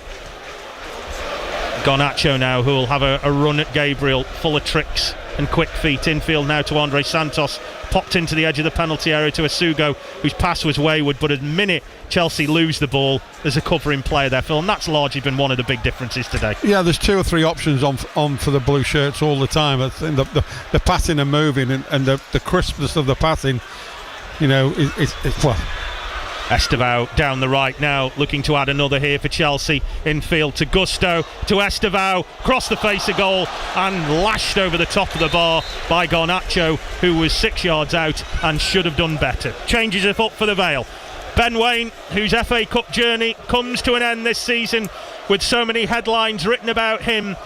Winners against Bristol Rovers, against Bristol City and against Sunderland, but couldn't find one today, couldn't find any magic today to turn this day at Stamford Bridge into one to remember for the Vale. He makes way along with Martin Sharif. George Hall and Andre Gray replace them, and Liam Gordon, who himself only returned from international duty on Wednesday evening with Guyana, he will be replaced by Eli Campbell, who had a difficult game against Wycombe Wanderers last week. Might have a better game against Estevao, Phil. Well, don't hold your breath.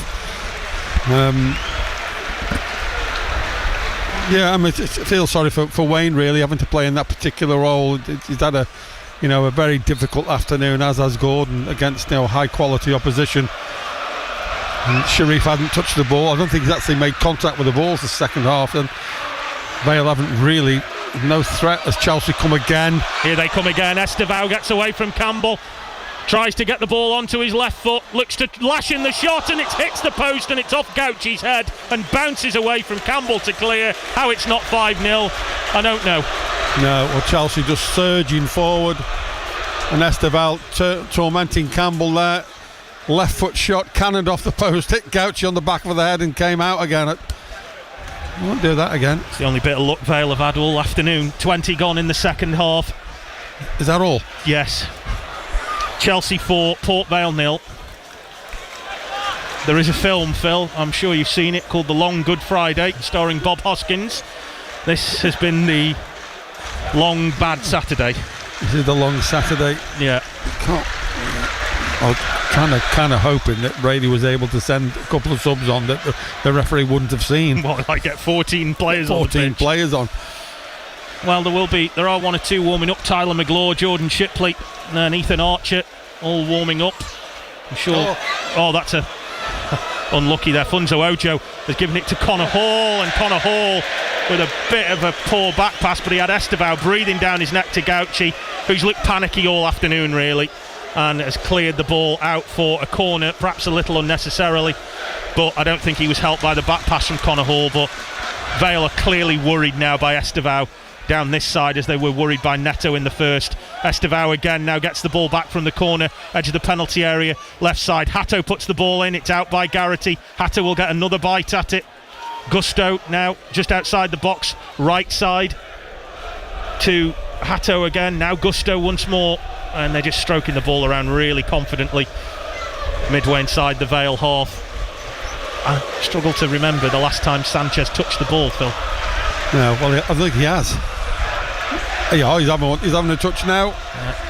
First time that Robert Sanchez, the Chelsea goalkeeper, has touched the ball since about the start of the second half. But Chelsea have just been so much better than Vale. There almost seems an irony to that flag that Vale fans have put up in the away end, which is sat in between the sentence "World Champions" and in the middle of that it says Port Vale FC. It would have been nice, but sadly not to be today. Estevao unmarked again out wide on the right. George Hall will come over to meet him. Estevao will run at his man and now try and turn the ball in towards the edge of the penalty area, forced away from goal by George Hall. And Chelsea just keep possession. Gusto, who's been everywhere today, Campbell trying to look after him, and he completely bamboozles him and then takes George Hall out of the equation as well. Rolls it back to Fofana.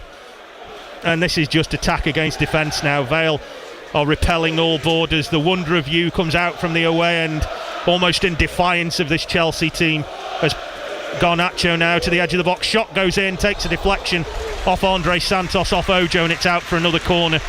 And this just keeps getting longer and longer an afternoon, doesn't it? Yeah, well, as I say, they're moving the ball and they're moving the Vale players around. They're moving from right to left and looking for any run in midfield.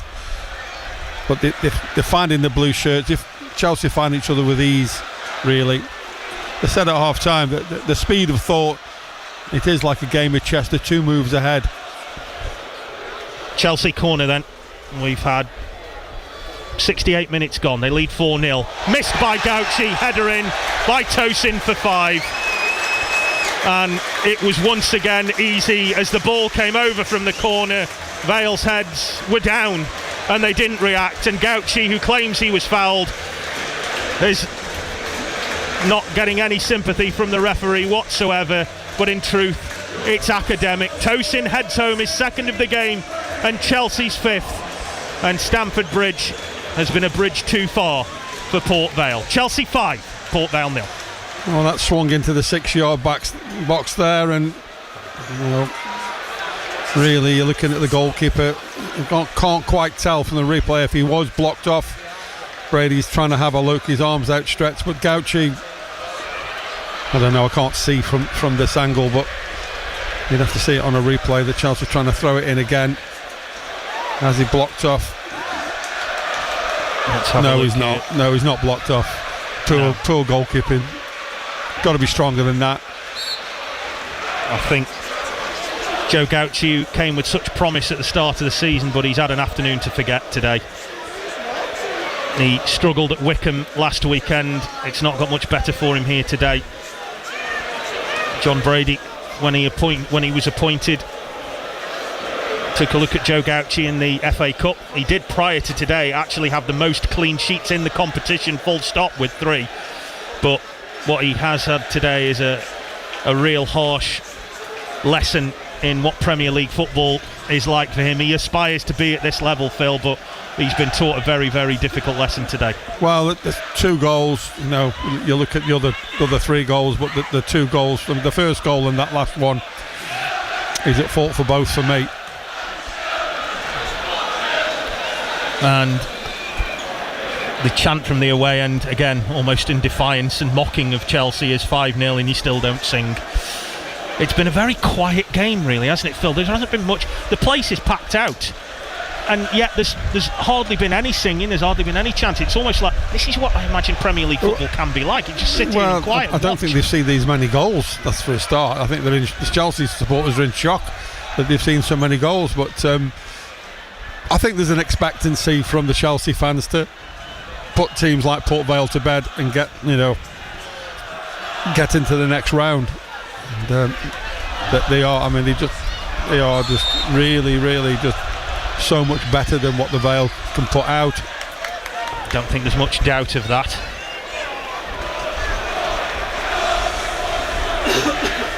I don't think there's much doubt about that. An angry Chelsea fan has just gone over to Port Vale's goalkeeping coach Gary Walsh, who had perched on the edge of the dugout, and said Chelsea fan just got up and gave him a mouthful because he couldn't see. So Gary Walsh has just gone and sat back down in the dugout. Well, I suppose if you paid £600 for the ticket, you want to see the game. Gauchi's kick now up towards Garrity. One of the rare times Vale have been in the Chelsea half in this second half, as Gabriel tries to advance down the right, but Hatto will dispossess him. Vale trying to force a corner. Garrity in there as well. Gabriel puts the challenge in on Hatto, and it will be a throw Chelsea's way. Oh, he's given it to the Vale. That's prompted cheers from the away end, Phil. A throw, how quaint. We've got a throw, down that far end. Archer's been asked to warm up as well, down in front of us, taking the top off. I'm a little surprised he's not gone for maybe a Stockley or somebody like that to maybe add a bit of presence up there as the throw goes into the box. Garrity looking to win it, it's headed away. Walters can't get it. Estevao will come away with the ball. He's got Garnacho sprinting away to his left. Now finds Gusto. Andre Gray, though, is tangling with him. The ball went out of play there via Gusto, and the assistant referee will give it Vale's way. It comes to something when we're cheering throws, Phil. Yeah. The referee has signalled to the bench, and Archer's going to come on. Garrity coming off, and Garrity, it hasn't affected the game the second half. I think it's harsh to say on that. I mean, they're all the same. I mean, they're so outclassed. It's hard for them. Yeah, it's been difficult today.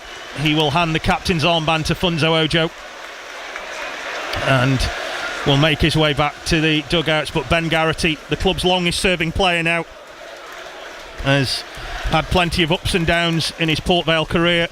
He's had a relegation, 2 promotions, and a day out at Wembley, and now a day out at Stamford Bridge, and I'm sure he would have loved to have had a better day today, but sadly it's not been written for Port Vale today. They have been put to the sword by a very good Chelsea team who have exploited Port Vale's weaknesses, and Joe Gauchi, I think, now is firmly in the camp of nervous, Phil. Yeah, I think he's somebody's got to get hold of him, really, because I think his nerves are shot.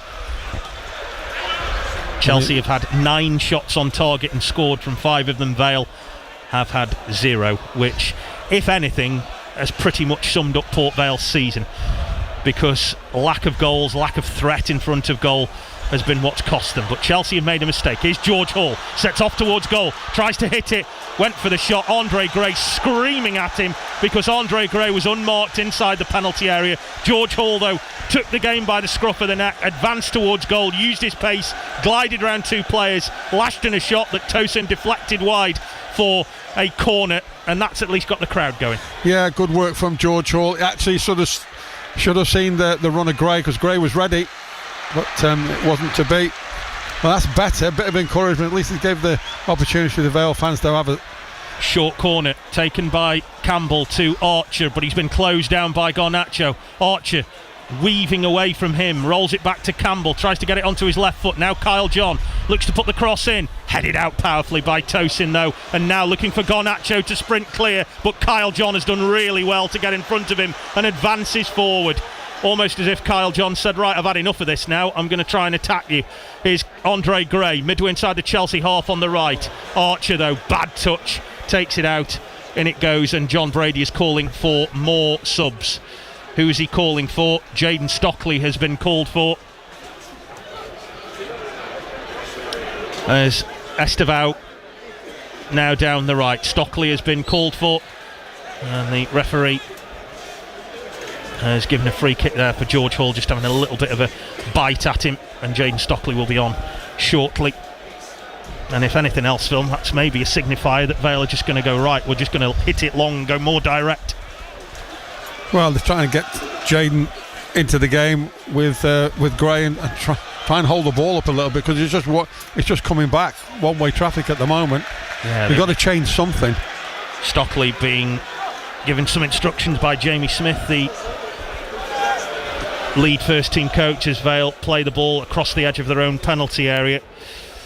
We've got just under quarter of an hour left to go as Reece Walters dispossessed in midfield by Andre Santos, who's got on with his job quietly and effectively today, as Gauci goes long after being pressed by Delap. Santos still wins the header. Gabriel out of position, but taking on Essego, hauling him down and giving away a free kick. But there are times, Phil, when you've watched this game today, and I'll ask you that in a sec, because Chelsea have taken the free kick quickly. Garnacho edge of the box, puts in a high ball to the back stick, but well wide of the target. And I dare say you can kind of see why Manchester United got rid of him, can't you? Well, With I have seen some of his finishes, and they are exceptional. At 40 million quid's worth. Well, another change coming up now, product of the Chelsea Academy. Ryan Kavuma McQueen is coming on. He is replacing Romeo Lavia. And he is highly thought of, I am told, here at Stamford Bridge, and will be a future star, from talking to some of the guys here in the Chelsea media section.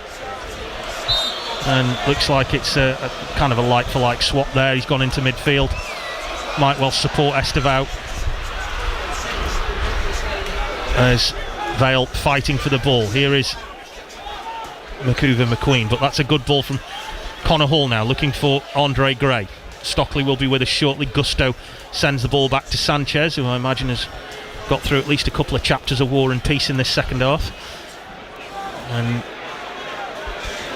Chelsea just stroked the ball around confidently. This never really had the air of an upset on the cards, did it, Phil? No. I mean, even when the players walked out on the pitch, you could kind of see that, you looked across and you saw some of the Vale players looking at the Chelsea players, and there was almost that air of, heck, now that we're here, as Estevao strides away from Humphreys, who's out of position, brings the ball through the middle, looks for Liam Delap, and Kyle John bolts the door shut. But Chelsea, relentless, keep coming forward. Garnacho, edge of the penalty area on the left side. Now to McQueen. Picked up now by Estevao again to Garnacho. Out wide to the left to Andre Santos. He rolls it across now to Fofana. 35 yards out. Wide to the right to McQueen, who will have a run at Campbell. Tries to put the cross in, blocked by Campbell, out for a corner. Yeah. Again, Chelsea move the ball so easily from right to left. So what they're trying to do is, and what they are doing, is dragging everything around and swirling the Vale around. But now we come to another corner. Now Chelsea have had joy from these. Chelsea going to make another change in a minute. Josh Acheampong, who's a right back, can play anywhere really. He'll be on very shortly. Chelsea with Estevao's ball in. Gauci again staying on his line. And Vale managed to clear, but Garnacho picks it up inside the penalty area on the left, twisting and turning away from Gabriel. Now back to Gusto, urged to shoot by the home crowd, as, I say urged, more kind of politely advised to, and out wide to the left it goes again to Garnacho. Chelsea just stroking the ball around quite well. But Vale have got to go back to the bread and butter of the league after this. They have a visit from Rotherham United on Tuesday. in which 3 points would be a priority if they are to do anything to close that 15-point gap at the bottom of League One. But there is, in truth, looked a far bigger gap today than just 15 points from the team above them in the league to this 6th in the Premier League. Yeah, it's a gargantuan task to claw back 15 points, but I mean, you look. I mean, this game was, you know, a non-entity really just at half time. To be fair, it was just about a damage limitation, and could we stop them? And it's torture, you know. Looking at Brady's face, he's in actual pain there, watching what's going on out there. But again, you know, you can't help feeling that we've given them 2 goals. Oh, they might have another here. Garnacho through ball, edge of the penalty area, hits the post, bounces out. Estevao 6. And Vale again undone by quickness of thought, pace and power, but the goal has been ruled out for offside, and that, if nothing else, is a small mercy. A very late linesman's flag has denied Estevao a goal that would probably have finished things off. Well, if indeed the 4th or 5th they didn't finish things off, Phil, but it did look like it was going to be hit for 6, but thankfully not. Well, you know, it's just rubbing salt in the wounds there. If they can get any more, just keep the damage limitation down and keep the level of embarrassment down. Keep it to 5. See if we can keep it to 5. Garnacho really should have scored. Should have done, really. Yeah. I mean, the player who cost that much money inside the penalty area really has got to score from there. Again, you can see why Manchester United didn't feel he was good enough when he's missing chances like that. I'm trying to just make some light of the situation here today, because there hasn't been much more you can make light of.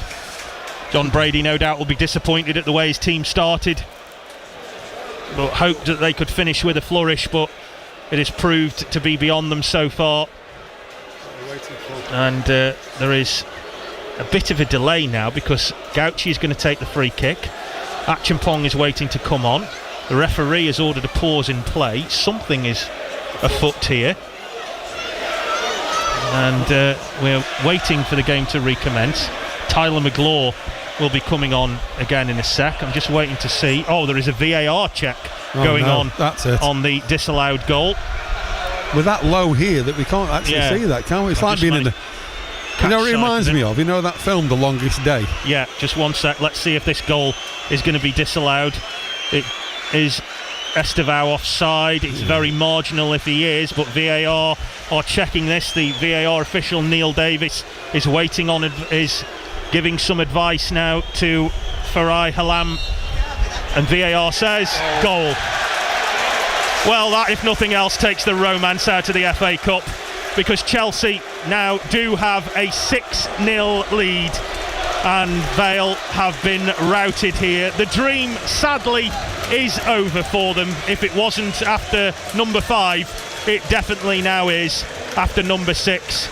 And after going to VAR and sucking all the romance out of the cup, it's now Chelsea 6, Port Vale 0. Yeah, I mean, it's difficult to find words to try and sum it all up, to be fair, but it is a drubbing now. There are no two ways about that.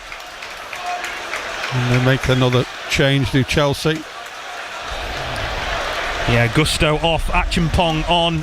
Vale making another change. Tyler McGlaw on for Kyle John.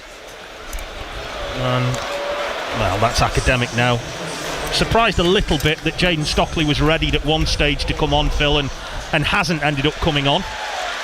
Well, he certainly singled to, didn't he, down this sense, and get your top off, and obviously it didn't happen. He changed his mind, obviously. Well, McGlaw now on. Vale 6-0 down here, and in such a way of modern football they have been outclassed, and the final goal went to a VAR check, which resulted in a goal being awarded against them. Such an anemic way to concede the final goal in this tie. Archer loses the ball, might not be over yet. Here's Garnacho down the left. Plenty of options in the middle, into the box now. Estevao across the face of goal. Delap was a hair's breadth away from sealing it with a 7th. Vale are all at sea at the minute. We've got 5 minutes left of normal time plus stoppages. I'd blow the final whistle now. It's been arduous at times. Vale have been nowhere near Chelsea in this second half. It was 3-0 at half time. They've added another 3 in the second half, and in truth Vale have very rarely got near them, as McQueen now away from George Hall into the edge of the penalty area it goes. Ojo now to George Hall on the left. Archer's gone forward. George Hall having a run at Chelsea to try and upset them. They haven't had too many upsets this afternoon and haven't looked like being upset at all. Campbell midway inside the Chelsea half on the left, rolls it across into the centre circle now to Cameron Humphreys. Went to try and pick out Walters, gave the ball away to Estevao, now going to play through the middle and looks far more comfortable playing there than he did as a winger. And I don't know. Yeah, but all to the me it chances looked comfortable playing anywhere in the front 3. All the chances he missed as a winger, Phil, and then all of a sudden goes through the middle and scores. That's my logic. That's your logic. Yeah. Fafana, edge of the penalty area. They are so adept, Chelsea are, at moving players around and players rotating position and out of position. Good work from Gabriel there. Picks out Archer on the left to intercept the ball. Gabriel wants it back, gets in between Hato and Andre Santos, but Hato recovered well. McGlaw trying to force him away from goal, and then Chelsea spin the ball out to the right to McQueen, the substitute. He's going to run at Eli Campbell. He's got Acheampong, but it's a poor ball from McQueen. Acheampong needed to book a taxi to reach that, and now Ojo can bring the ball away. Vale haven't let their heads drop, but that's a poor ball from Ojo. He'll look to win it back again. Went in with a high foot there on McQueen. Campbell wins it back. Ojo and Delap getting involved in a little skirmish, which the referee has let go on both sides. And now Walters out wide to the right, looks for Archer, brings the ball down but can't keep it in play, and it will be a throw to Chelsea just short of the halfway line, left side. And John Brady will have learnt, I don't think he'll have learnt too much that he didn't already know about his team, but I think he will be disappointed with the manner and some of the goals his team conceded today. Yeah, it's certainly, you could pick through the goals and say, well, who was at fault for where, but certainly 2 of the goals, the goalkeeper's going to be disappointed with his contribution. Got to do a lot better than that. I would think he's learnt nothing today other than that he knew about the majority of his players, really. McQueen down the right now, trying to rub salt into the wound, looks to put a cross in, blocked by Campbell. It'll spin out of play for a throw by the corner flag. Less than 2 minutes to go here at Stamford Bridge. 1 or 2 home fans beginning to make their way to the exits. They've seen enough from their team today. The Port Vale fans, to their credit, are staying behind. And even though their side is 6-0 down, I do get the feeling that, unlike many times this season, they will get somewhat of a round of applause at the end for at least making it this far. They deserve that, as Andre Gray does well. Tries to backheel the ball though on the edge of his own box, which is not a good idea, and Acheampong wins it back for Chelsea. Now tossing to Hato just outside the centre circle inside the Vale half to Garnacho, who will have a run at Gabriel. Gets away from him. McGlaw blocks his cross, and then he, trying to win the ball back, fouls Archer, and it'll be a free kick to the Vale on the edge of their own penalty area on the right side. John Brady just going over to have some kind of friendly word with the 4th official. I don't know what he's saying to him, but can he not hurry this up? Yeah, would be probably the best thing to say. Can he not award us a goal via VAR? Chelsea 6, Port Vale 0 here if you just joined us with a minute to go. And the Vale team perhaps shown today just how far behind they are the Premier League. Has Garnacho away down the left, options in the middle for him, goes into the box, goes down under McGlaw's challenge, and it will be a penalty. And it is now a matter of rubbing salt into the wounds. The referee didn't hesitate there from Tyler McGlaw's challenge as Garnacho ran him ragged inside the box, brought him down, and they want Liam Delap, the fans certainly do, to take the penalty, I think. But Garnacho has grabbed the ball to put Port Vale to the sword here. and to turn Stamford Bridge into a place to forget for Port Vale. And it has been a difficult one for John Brady's team today. He's just looked away and looked at the stars as if to say, what more can you throw at me? How much more does my team have to endure today? But it will be Garnacho up against Joe Gauci, who might provide the moment of the game for the Vale if he can save this from Alejandro Garnacho.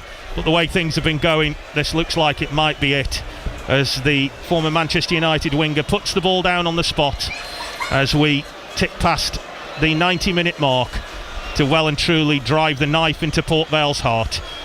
Garnacho against Gauci to seal it and make it 7. From the spot, past Gauci and in, and Port Vale can finally put to bed any dream that they had of going further. This team has gone further than any other team has since 1954, but sadly this far and no farther for John Brady's team. They have been beaten, and they have been well beaten today by a Chelsea team who did prove a bridge too far for them. Chelsea 7, Port Vale 0. Well, it was the referee can't blow his whistles quickly enough now and get this over and done with. So disappointing, came here with full of hope that saying they were going to take the game to Chelsea any stretch of the minute, any set of imagination, but this is what you feared, really, is being taken apart like this. And the referee will provide Port Vale with a measure of sympathy by not adding on any more time, as if 90 minutes wasn't enough for this team that came here full of hope, full of the idea that they could match some of the historic teams of the past, but sadly have found this one far too much. In the end, they were outclassed on the day. We've seen glimpses of how vulnerable they can be this season, and on the day, Chelsea's billionaires had no mercy whatsoever as the lowest ranked team in the FA Cup bow out after a heroic run, but sadly one that wasn't meant to be in the end today. Final scoreline at Stamford Bridge: Chelsea 7, Port Vale 0. I winced when you said that, Phil. Unfortunately, it is the matter of fact. It is the scoreline for the game. It is the end of Port Vale's run in the FA Cup. But Phil Sprosum, what a run it's been, and I think whatever the score today would never take anything away of the feeling that Vale fans were allowed to have, for example, after the Sunderland game, after the Bristol City game.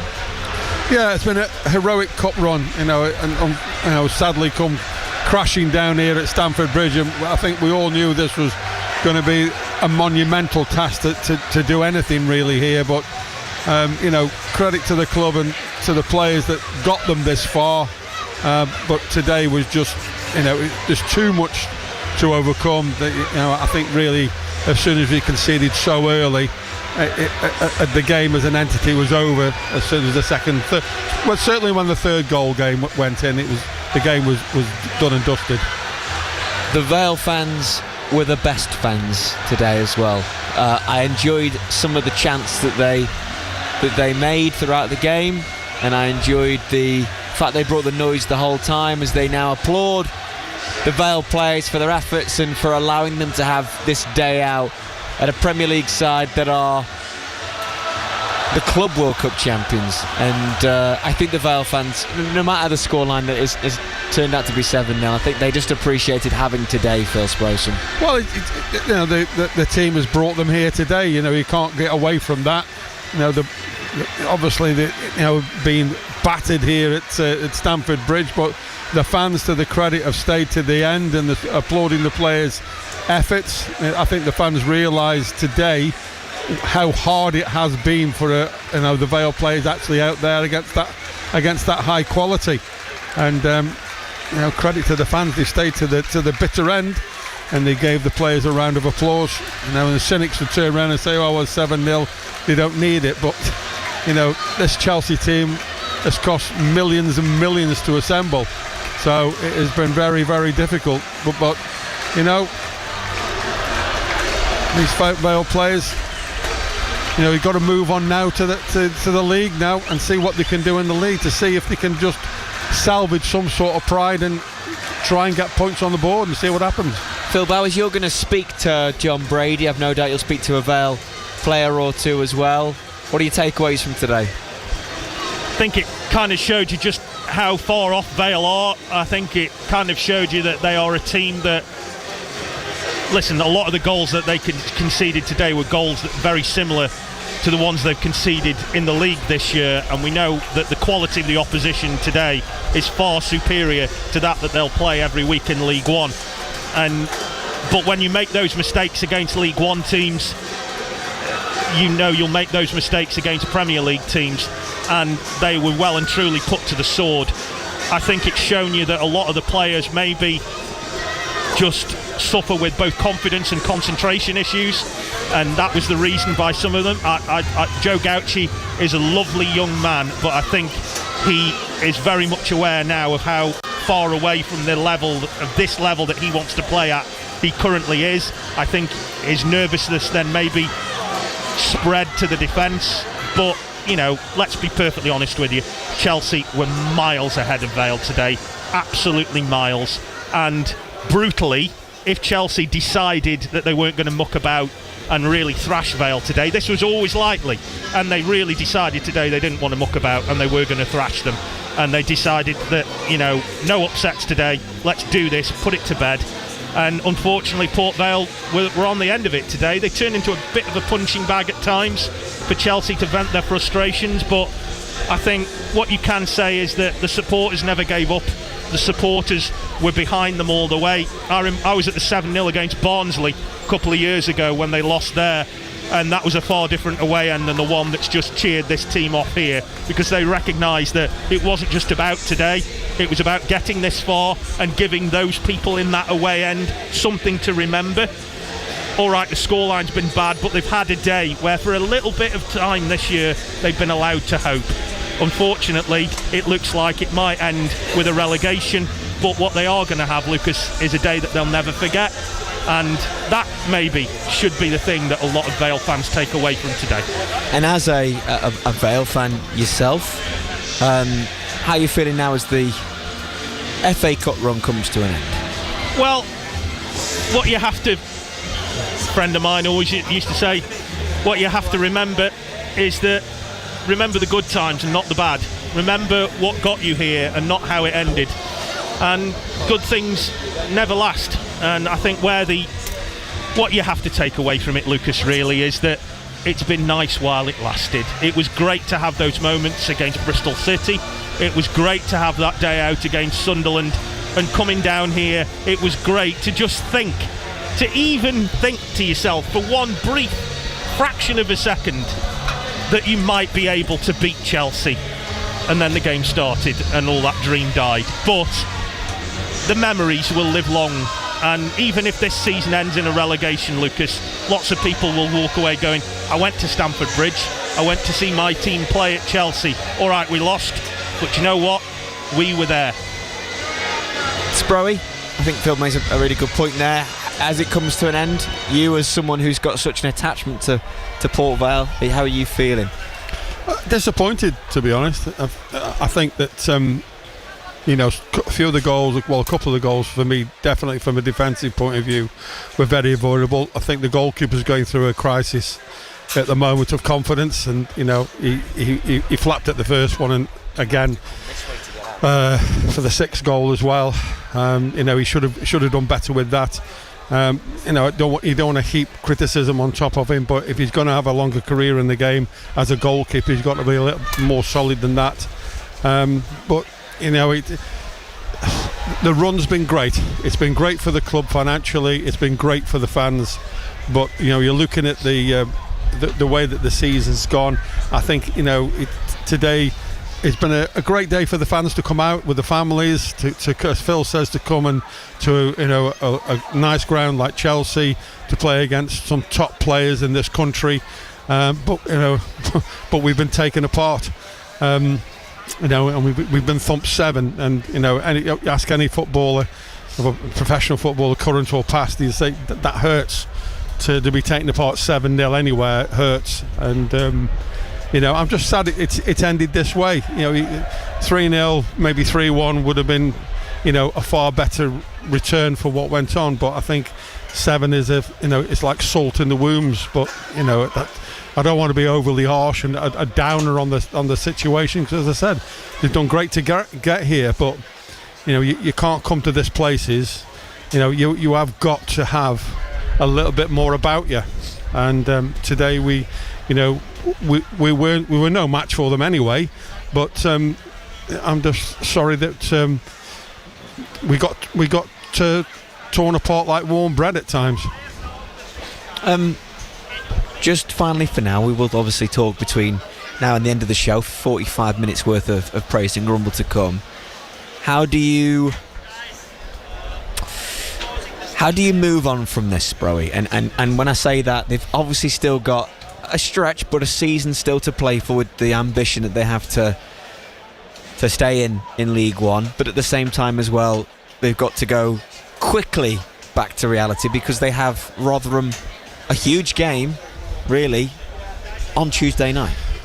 Well, I think that this is out of the way now. The FA Cup is out of the way. It's past now, and what they've got to look forward to now is putting a team out on Tuesday night that is going to compete far better. And I think you'll see a change of personnel. I think you'll see more experienced players coming on in certain positions. I wouldn't be surprised if Stockley starts. I wouldn't be surprised if Croasdale starts in midfield. I wouldn't be surprised if there's a goalkeeper change, because he needs to do something. We need to try and salvage something back from the back of this season, where we've got to try and close the gap and really try and put pressure on people. It's going to be a monumental task to even attempt to stay up, but that's what they've got to try and do, and put this game well and truly behind them. The run's been magnificent, but today's just been an anticlimax to me. Final score here at Stamford Bridge was Port Vale 7. Chelsea 7, Port Vale 0, I wish. Chelsea 7, Port Vale 0. We will do 45 minutes or so worth of praise and grumble next. On BBC iPlayer, they're on a journey into the unknown. On the race, we're definitely going to use our Scouse charm. A race of more than 12,000 kilometres. You've got to give it all to win. Margot. What? Yay! Show a leg! The further they go, Where are we going? I have no idea. the closer they'll get. Let's get in there and sign that book. Brand new Race Across the World. I don't think this place exists. Watch on BBC iPlayer. Praise and Grumble with Lucas Yeomans. BBC Radio Stoke. Wow, I'm in shock. What's that all about? I am a very happy man. They got a game plan. Unbelievable. We're going in the right direction. I'm afraid they're on cloud cuckoo land. Port Vale's FA Cup run is over. Garnacho against Gauci to seal it and make it 7. From the spot, past Gauci and in. And Port Vale can finally put to bed any dream that they had of going further. This team has gone further than any other team has since 1954, but sadly this far and no farther for John Brady's team. They have been beaten, and they have been well beaten today by a Chelsea team who did